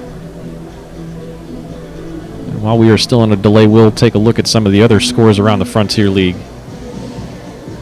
The Titans with an 8-3 victory over the Tri-City Valley Cats at Titan Stadium in Ottawa. New Jersey taking the road victory against the New England Knockouts in Brockton. 5 games still yet to begin here. In about an hour's time, the Quebec Capitals and the Trois-Rivières Eagles will be playing a rubber game to try to determine their series between the two French-Canadian squads. Florence on the brink of a series sweep against the Sussex County Miners. Evansville a game away from taking a series against one of the top-seeded teams in the Western Division of the Lake Erie Crushers. That game will begin at 6:05 Eastern.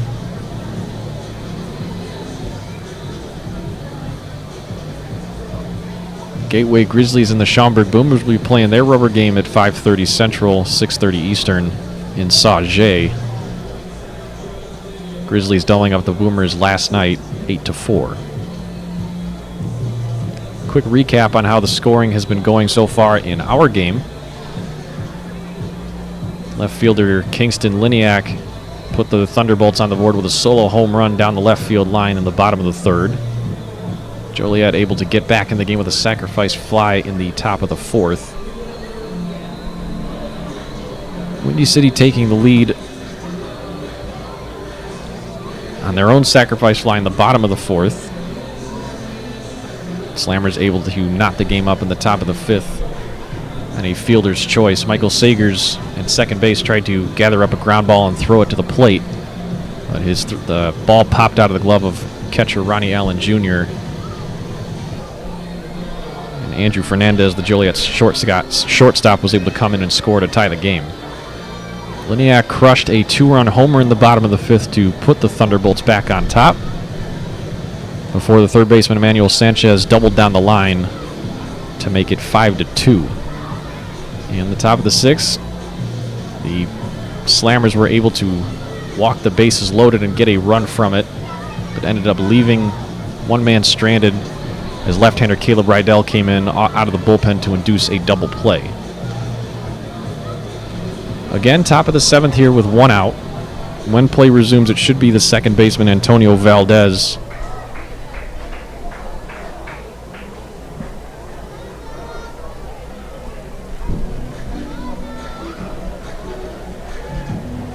Valdez 0 for 3 so far today.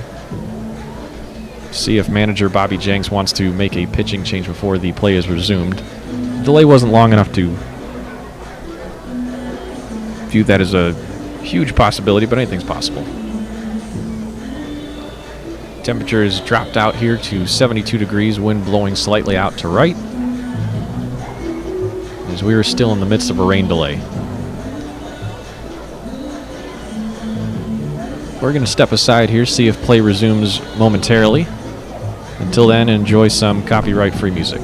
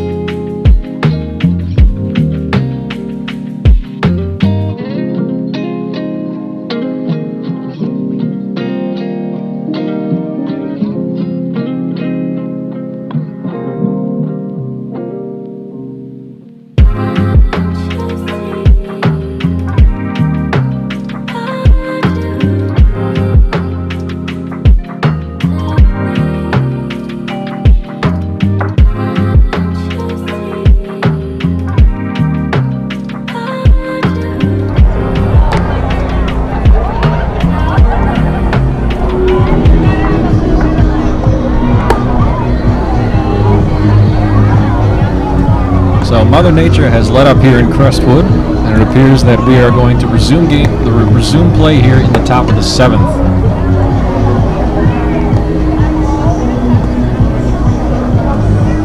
Be the second baseman Antonio Valdez coming up to face the left-hander Caleb Rydell, with one out here after Matthew Workington grounded out to the shortstop Henry Kuziak.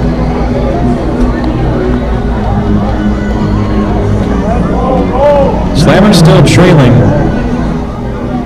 5-3 here with one out in the 7th. Valdez 0 for 3 with a strikeout and a pair of groundouts. Rydell has gotten through a full inning's work on just 6 pitches. As we resume play here with the ball in the dirt, it's count is 1-0 to Valdez.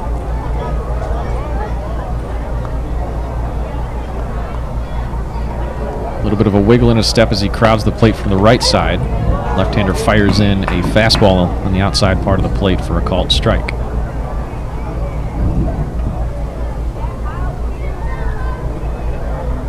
Here comes the 1-1. In there, strike 2.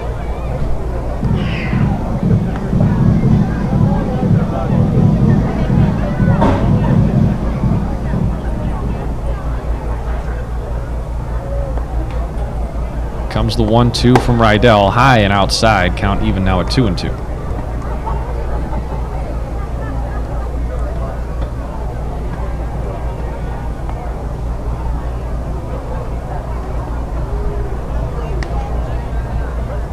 Two from the big left-hander. It's going to be fouled off back towards the first base dugout. Rydell working in his first year out of the University of Nebraska. Originally from Nebraska, the city of Omaha. Another 2-2. Swing and a miss. Valdez is down on strikes. So Rydell looks sharp out of the rain delay. Strikes out the first man he sees. That'll bring up the right fielder Chris Davis with 2 down here in the 7th.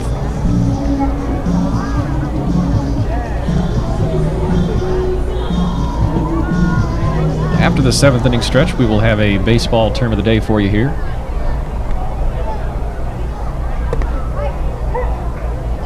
Rydell's first pitch, an off speed on the inner half of the plate, called strike, and it's 0-1 to Davis.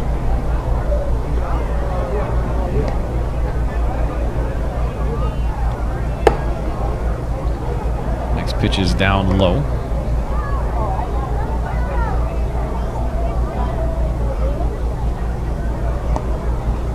Davis 1 for 3 with a double so far. Lefty on lefty, grounds it to the opposite side. Picked up by Kuziak. Long throw across the diamond. It will not be in time.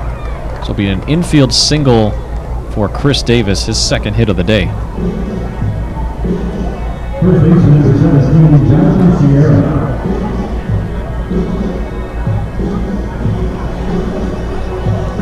So in steps the first baseman, Jonathan Sierra. Sierra with a single and a double. Blasted one into the left center field gap and strolled into second base standing his last turn. First pitch is in there for a called strike. Another lefty facing off against the left-handed pitcher Rydell.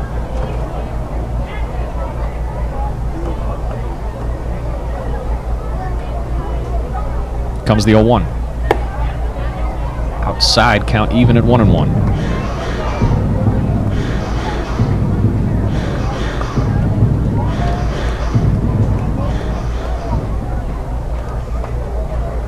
Sierra now 2 for 6 in the series. His 7th official at bat here. Another one on the outside.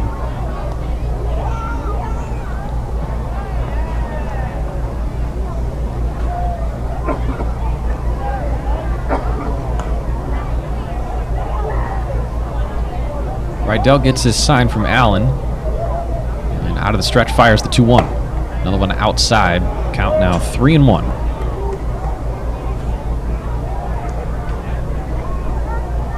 Some more activity in either bullpen. Looks like the right-hander Bryce Helgeth up and throwing for Windy City. left-hander ready to come in for Joliet. The 3-1 is upstairs, and that'll be ball 4. And Sierra works the 2-out walk. So De La Cruz will have an opportunity, taking his hats on the right side. In 3 plate appearances, De La Cruz has walked, struck out, and grounded out.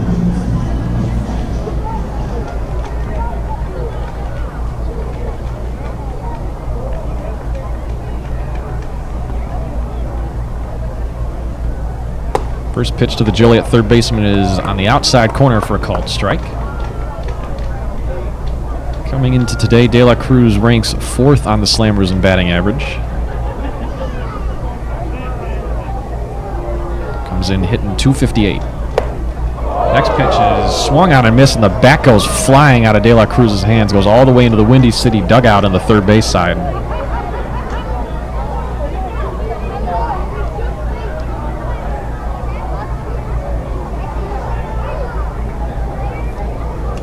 De La Cruz will wander back to the batter's circle looking for a little bit more pine tar.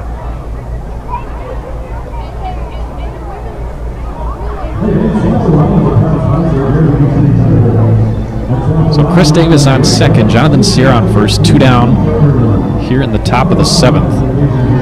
Slammers still trailing the Bolts 5-3.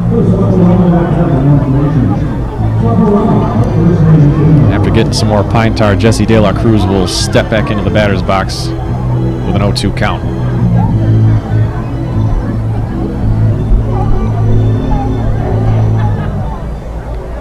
Slightly open stance from the switch-hitting third baseman. Rocking the all-black Jordan 4s with cement accents as he fouls one back off the third base dugout.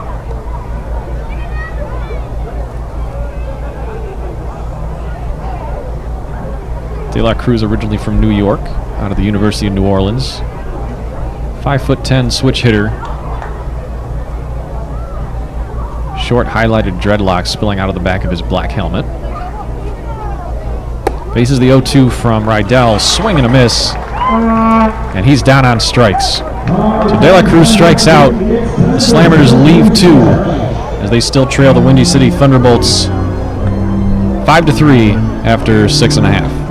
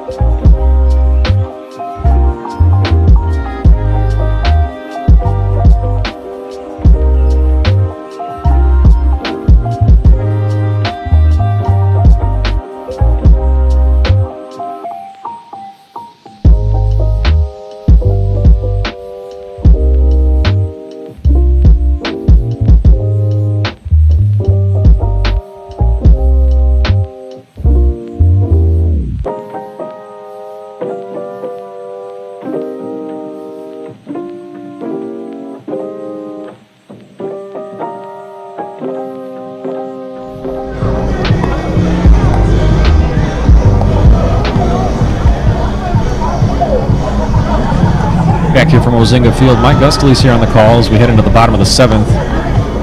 And right-hander Jacob Morin will be taking over on the bump for Joliet. The right-hander making his 17th appearance. So far through 17 1/3 innings this year, he's compiled a 2.08 ERA with a 14-3 strikeout to walk ratio. Batter's hitting just .221 against Morin. And he will face the heart of the Windy City lineup, beginning with the shortstop, Henry Kuziak.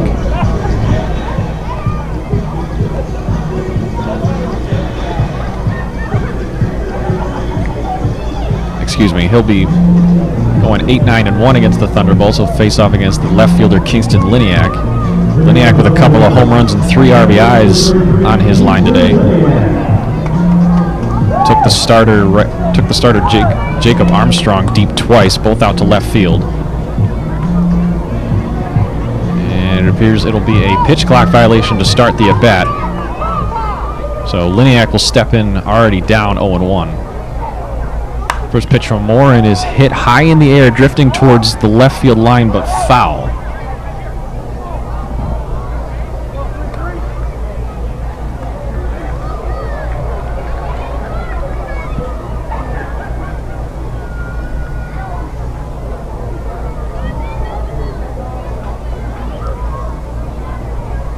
Morin working on the first base side of the rubber. Comes out of a windup, big leg kick and fires. The outside for a ball.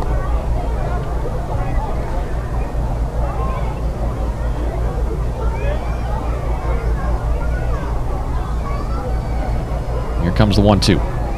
Swing and a miss. Got him with a slider. Liniak sits down swinging. So Morin comes out of the Joliet bullpen and sits down the first man he sees. First time Liniak has been sat down today.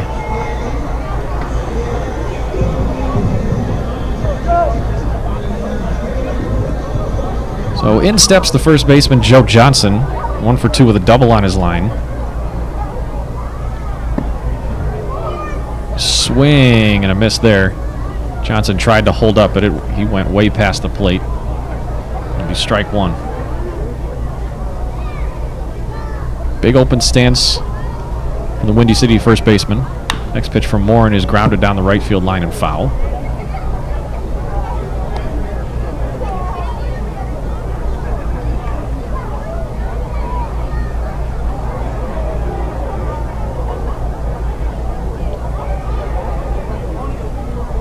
Out of the windup, Morin the 0-2. Ground ball down the first base line, but foul.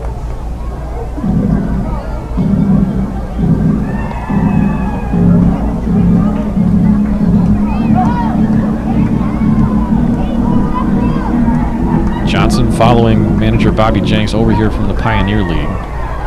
He's the MVP of the Grand Junction Jackalopes last year. Sees another 0-2 is driven high in the air down the right field line and foul.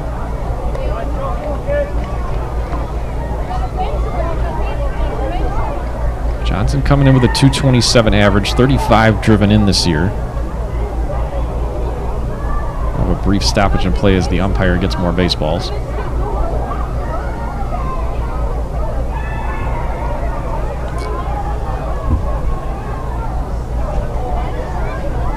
Johnson working with the high-top Chicago colorway Air Jordan 1s up against the blue and white uniform. He's got the red accents there. Takes another one on the outside. Count 1-2.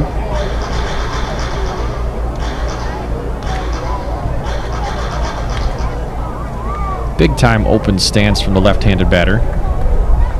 His right heel is almost on the outside part of the left-handed batter's box. As he takes another one outside for ball 2.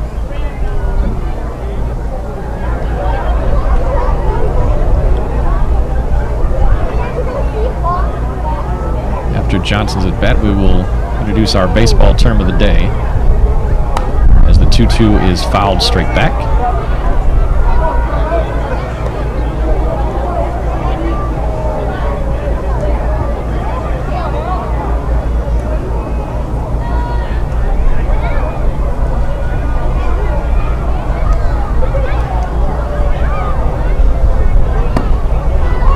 The 2-2 is outside for ball 3.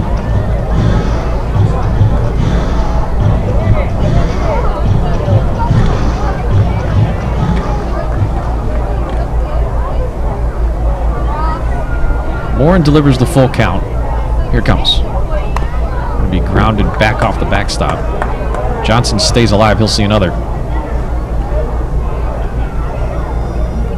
1 out, nobody on here in the bottom of the 7th. Windy City on top, 5-3. Next pitch from Morin is another foul ball from Johnson.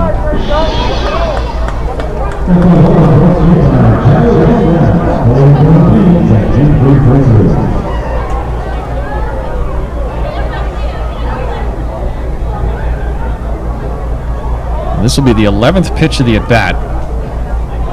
Morin out of the windup, the 3-2. Another foul ball. Johnson fighting at the plate, driving Morin's pitch count up.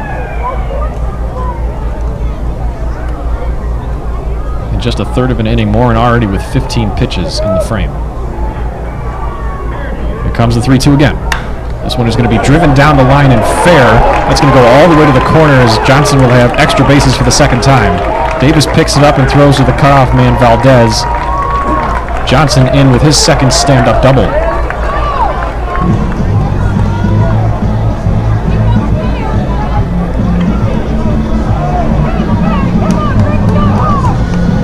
Thunderbolts lineup will turn over. Cam Feltz will come in to face the right-handed Morin with a man on second and only one out.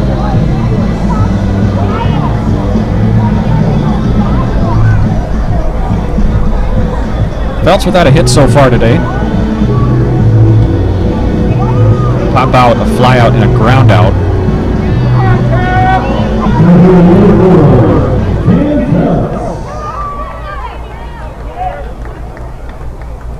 After a grueling 13-pitch at bat, Johnson able to win and stand on second base with a double down the line. First pitch to Feltz is in there for a called strike.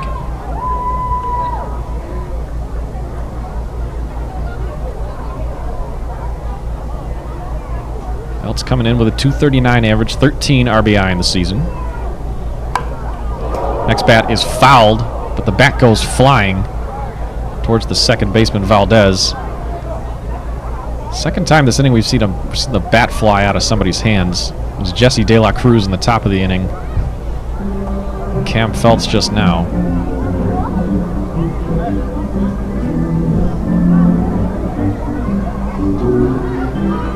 And it looks like Feltz will stay in there. He will not go to get extra pine tar. Instead, he'll use what he's got on his bat and choke up a little bit with 2 strikes.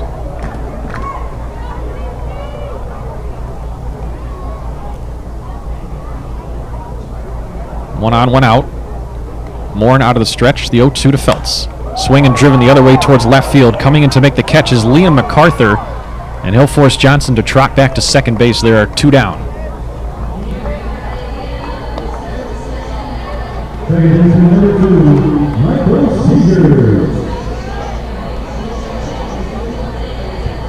So the right-handed second baseman Michael Seegers will step up to the plate now. 0 for 2 with a walk. A couple of nice defensive plays at second base for Windy City. See if he can keep this inning alive against the right-hander Jacob Morin. Little pop fly back behind Sierra at first. Leaping to make the catch is Jonathan Sierra, right up against the first base line just above the bag. And the side is retired. So man is left on second base as Windy City does not score. They still lead the Slammers 5-3 after 7.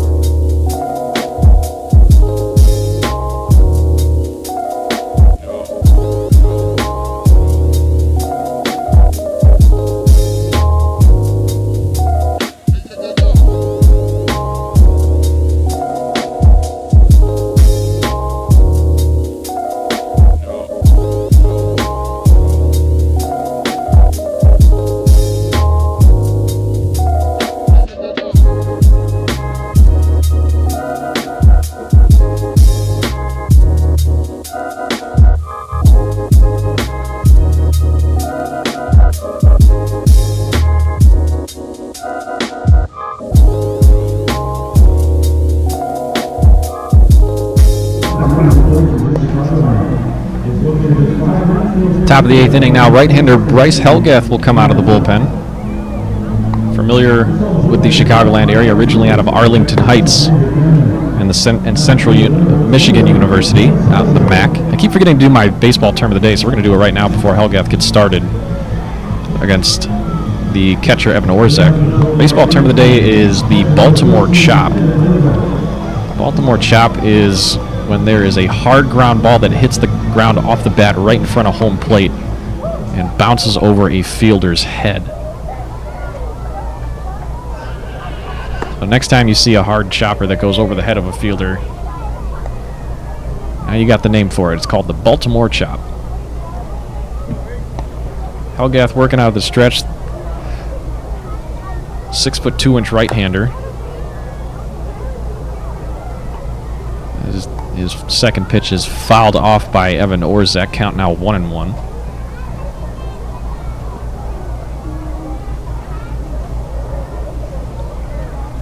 Joliet trails Windy City by 2 here in the top of the 8th.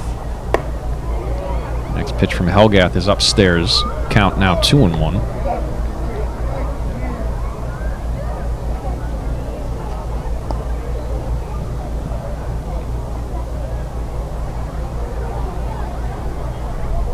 Slight crouch from Orzak as he fouls one down the left field line.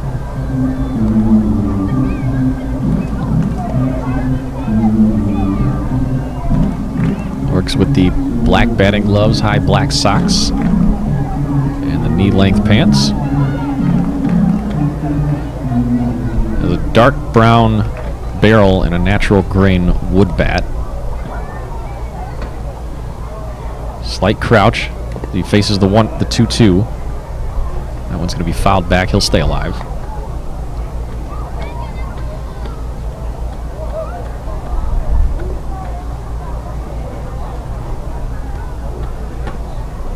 The hits are 7-6 in favor of Windy City, but they do lead by 2. Next pitch is in the dirt, blocked by Allen. Count now full.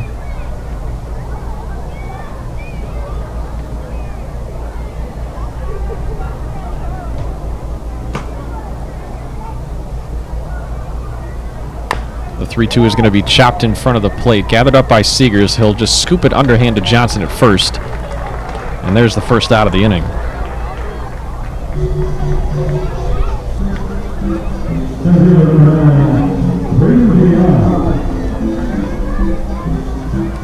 So Braden Duan, the Joliet center fielder, will come in.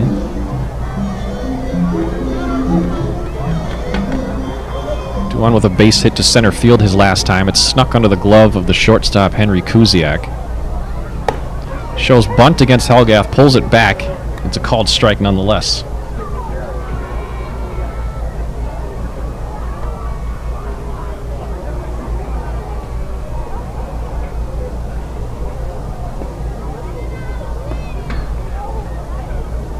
Helgath so far this season is a 3.18 ERA. There's another one off the bat of Duan. That's going to get into the right center field gap.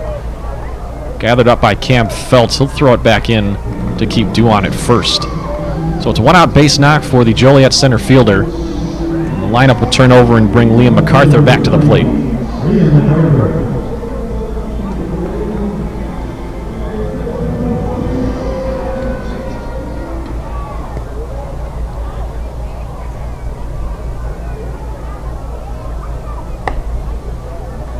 First pitch to the Joliet left fielder is outside for a ball.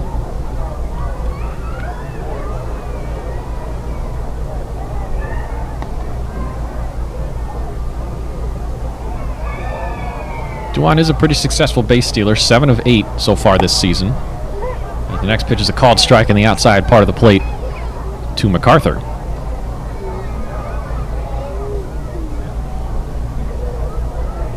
MacArthur represents the tying run for Joliet. Here comes the 1-1, down low. MacArthur without a base hit today, but he has worked 3 walks.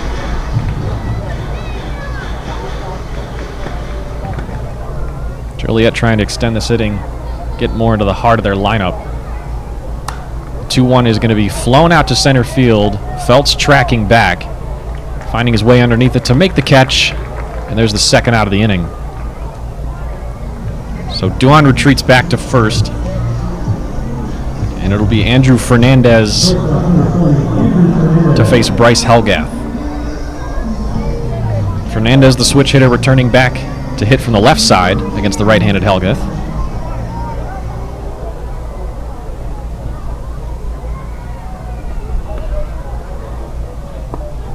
So far 0 for 4 on the day. First pitch is down low to Allen. It looks like he took that one right in the face.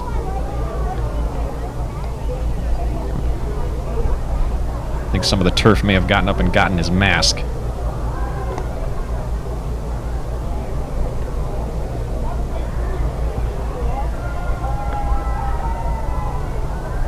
Duan takes his lead off of first. Right-hander Helgath out of the stretch. Fires the next pitch in there, and it's low and inside for ball 2.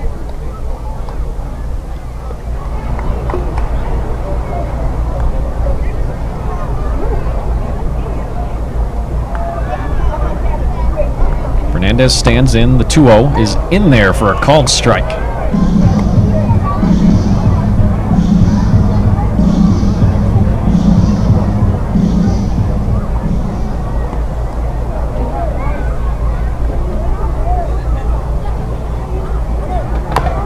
The 2-1 is dribbled out in front of the plate, gathered up by Allen. He'll scoop it up, throw to first, and the side is retired. So Helgath leaves a base runner on, but retires the side without any damage. After 7.5, the Bolts still lead the Slammers 5-3. We'll be right back here from Ozinga Field on rebroadcasting.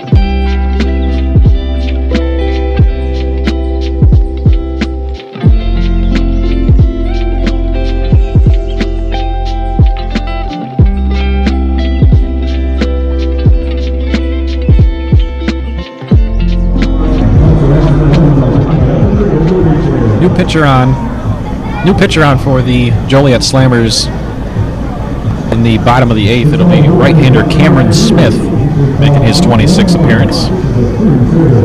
1-1 so far this season with a 3.42 ERA. In 26 and a third innings, he has 23 strikeouts to just 5 walks and has accumulated a .235 batting average against.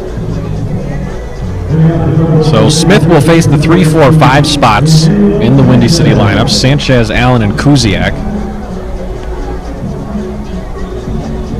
Sanchez has been busy, a couple of base hits down the line and left.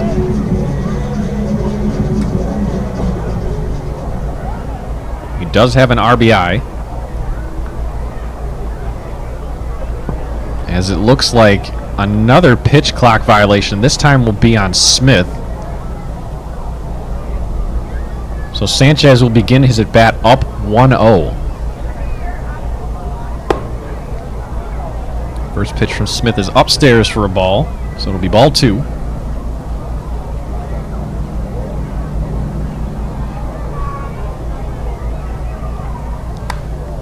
Another fastball going to be fouled off that time, now 2-1.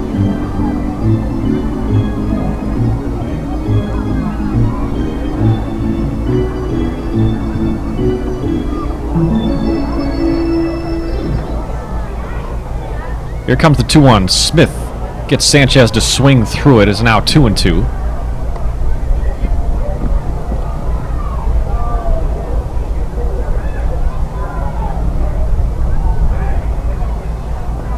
Big bearded right-hander out of Arlington, Washington. Wears the goggles as he delivers strike 3 on the inside part of the plate. Sanchez can't believe it. He looked like he was trying to duck out of the way. Phillips rang him up. It's a strikeout to start the relief appearance of Cam Smith. So in steps the catcher, Ronnie Allen Jr. 0 for 3 with 3 punch-outs so far. He's got the hat trick, trying to avoid the golden sombrero. Smith starts him off with a changeup and it falls outside for a ball.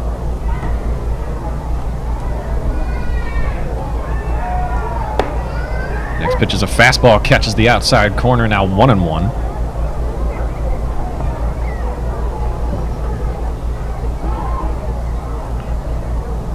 Smith crossing his feet, working from the third base side of the rubber. Fires another fastball in there. That one's going to be fouled back.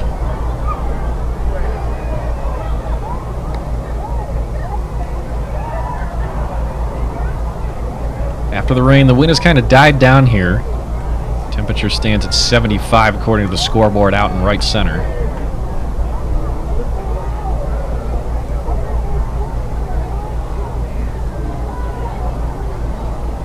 Smith from the stretch fires. Another one upstairs, count even at 2-2 now.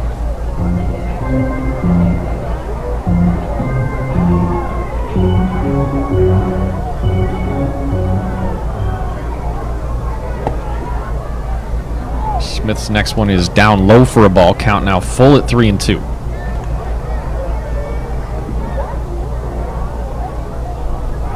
Smith from Lewis and Clark State College.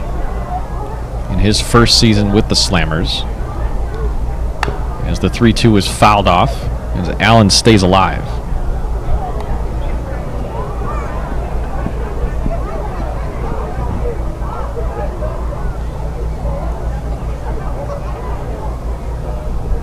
Allen steps back in. The 3-2 is outside, ball 4. Smith gets the ball back from Orzak, slightly frustrated. But the Windy City Thunderbolts have a runner with one down here in the bottom of the 8th.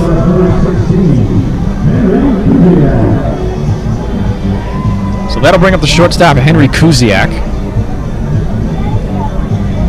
Kuziak 0 for 3 so far today.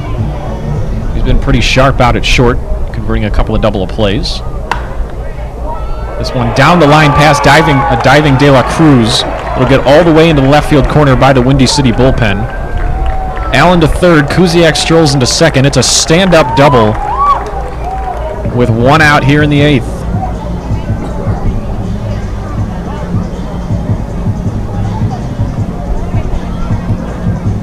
So Kuziak's first hit of the game is for extra bases.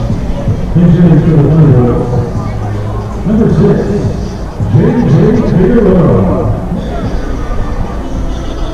So Christian Kuzemka will be pinch hit for as Tyler Martin, the pitching coach, comes out to have a word with Cameron Smith.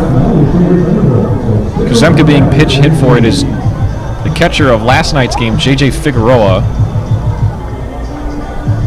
He steps in there from the left, he'll bat from the left side. 5'10", left-handed batter, right-handed thrower out of El Paso, Texas.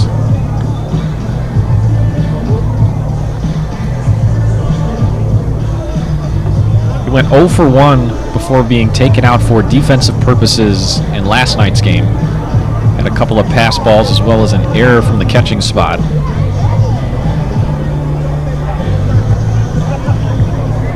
But he'll take over for Kuzemka in the DH spot tonight.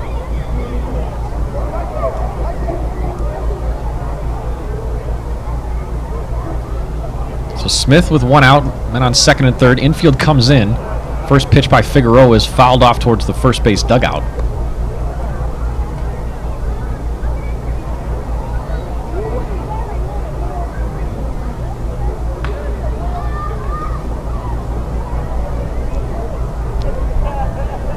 Infield in, looking for the bunt. Next pitch from Smith is swung on and missed by Figueroa. Count now 0-2.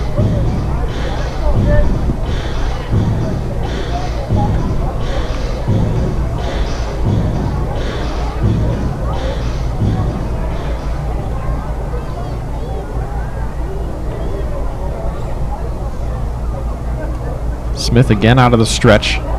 He fires one, and it's a swing and a miss by Figueroa, and an uninspiring pinch hit appearance from Windy City as J.J. Figueroa goes down on 3 pitches. So with 2 down and men in scoring position, Brendan Dorigi, the right fielder, will get a chance. Dorigi 1 for 3 with a strikeout, a ground out, and a base hit. Another lefty taking on the right-handed thrower Smith as the first pitch is outside for a ball.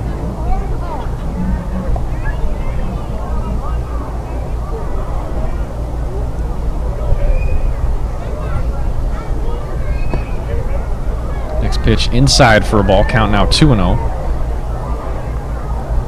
Dorigi, originally out of Cherry Hills Village, Colorado. Just turned 24 years old back in the middle of May. The 2-0 is in there for a called strike. Now 2-1.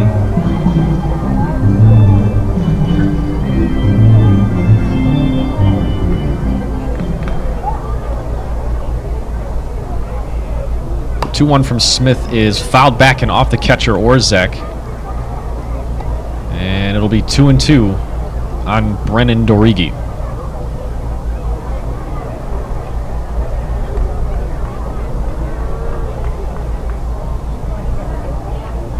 Dorigi with a chance to be a little bit of a hero here. 2 on, 2 out. The count is 2-2 against Cam Smith. Right-hander fires one in there. Swung on and missed by Dorigi. And back-to-back punch-outs for Cameron Smith. And he leaves 2 men stranded in scoring position. We will go to the 9th here. Joliet trails Windy City 5-3 right here on rebroadcasting.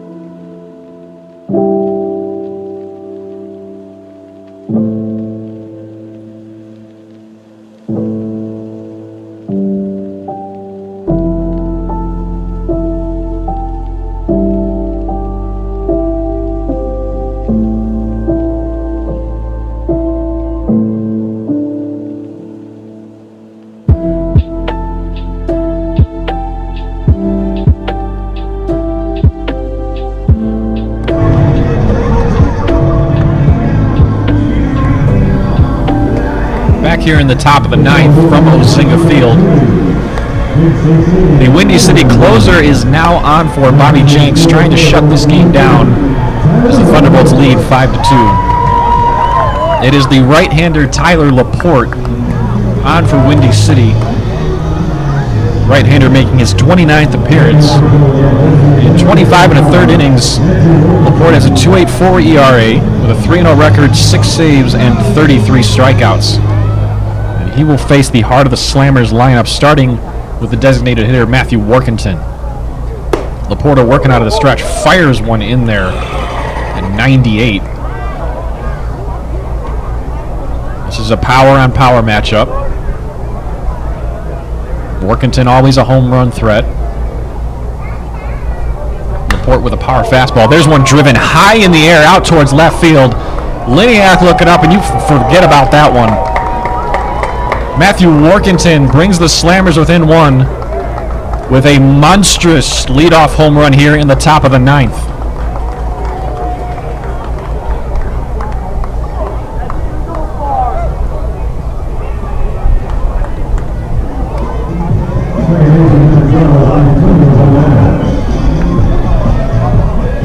An absolute bomb from Matthew Workington, and he brings the Slammers within 1 here. So in steps the switch-hitting second baseman Antonio Valdez. His first pitch against Laporte is fouled off back to the left.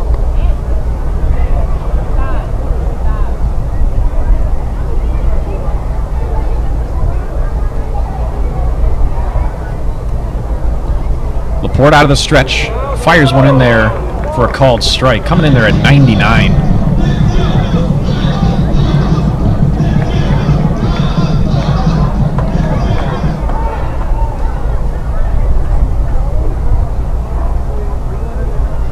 long-haired and bearded right-hander out of the stretch, fires another one that's fouled back towards the left side by Valdez.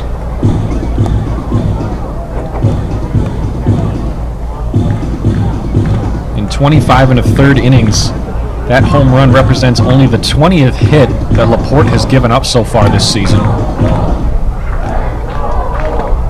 He's got Valdez down 0-2. Next pitch is outside for a ball. Another fastball coming in there at 96. So Valdez will be followed by another left-handed batter in Chris Davis, followed by Jonathan Sierra if it gets that far. Valdez another foul ball off to the left. Just behind that fastball, another one at 96.6. Valdez just trying to get on base here and keep the inning alive.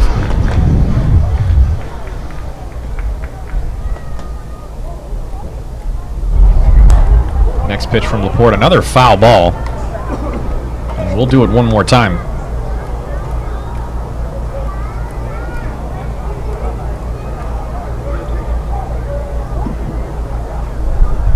Laporte getting ready from the stretch. The 8th pitch of the at-bat coming up. It'll be outside for ball 2.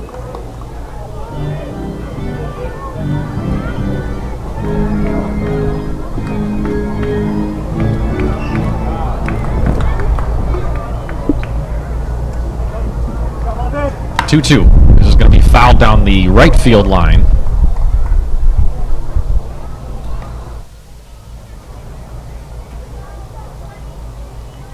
Valdez doing a good job staying alive against the hard-throwing right-hander Laporte. Laporte, long brown hair, bearded, working with the New Balance and long black sleeves. Here's a fly ball out towards center field. Cam Feltz tracking back to make the catch, and there's the first out of the inning.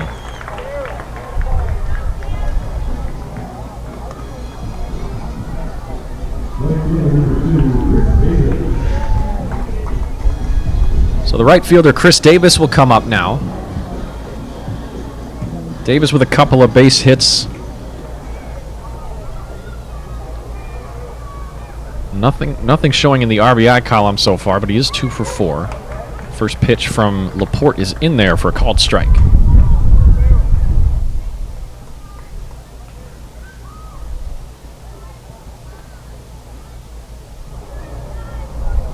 One down here in the top of the 9th. Next one from Laporte is in there. Swing and a miss. Looks like he may have got him with a 2-seamer. Cutting in there at 94.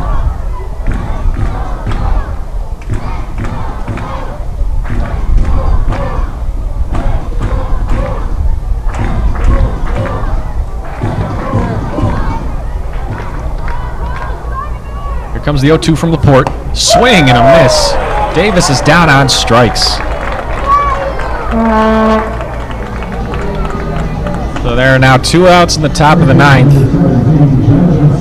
And Jonathan Sierra is the last hope for the Slammers if they want to keep this game going. So after the leadoff home run to Warkentin, a flyout and a strikeout for Laporte. He faces off against Jonathan Sierra, another big left-handed bat. First pitch is outside for a ball.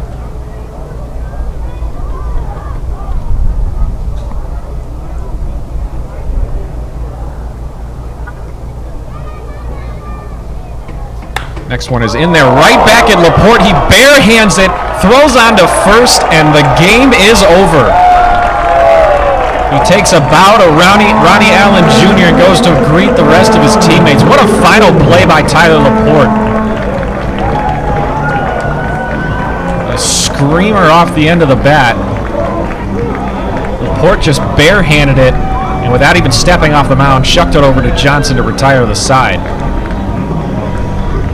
So Windy City takes the finale here by a final of 5-4.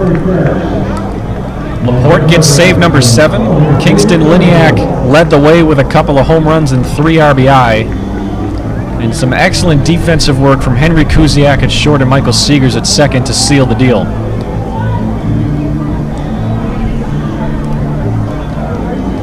So with the series win, Windy City now moves to 28 and 39.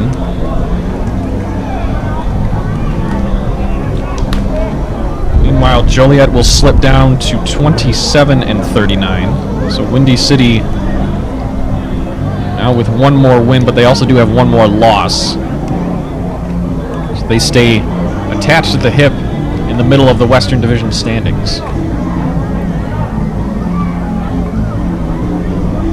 Well, that'll about do it here from Ozinga Field in Crestwood, Illinois. Make sure to check out all the other rebroadcasting that has been done on the YouTube channel. And signing off here from Ozinga Field, this is Mike Gustles for rebroadcasting. Thank you so much for listening. Again, the final score, the Windy City Thunderbolts 5 and the Joliet Slammers 4. Good night.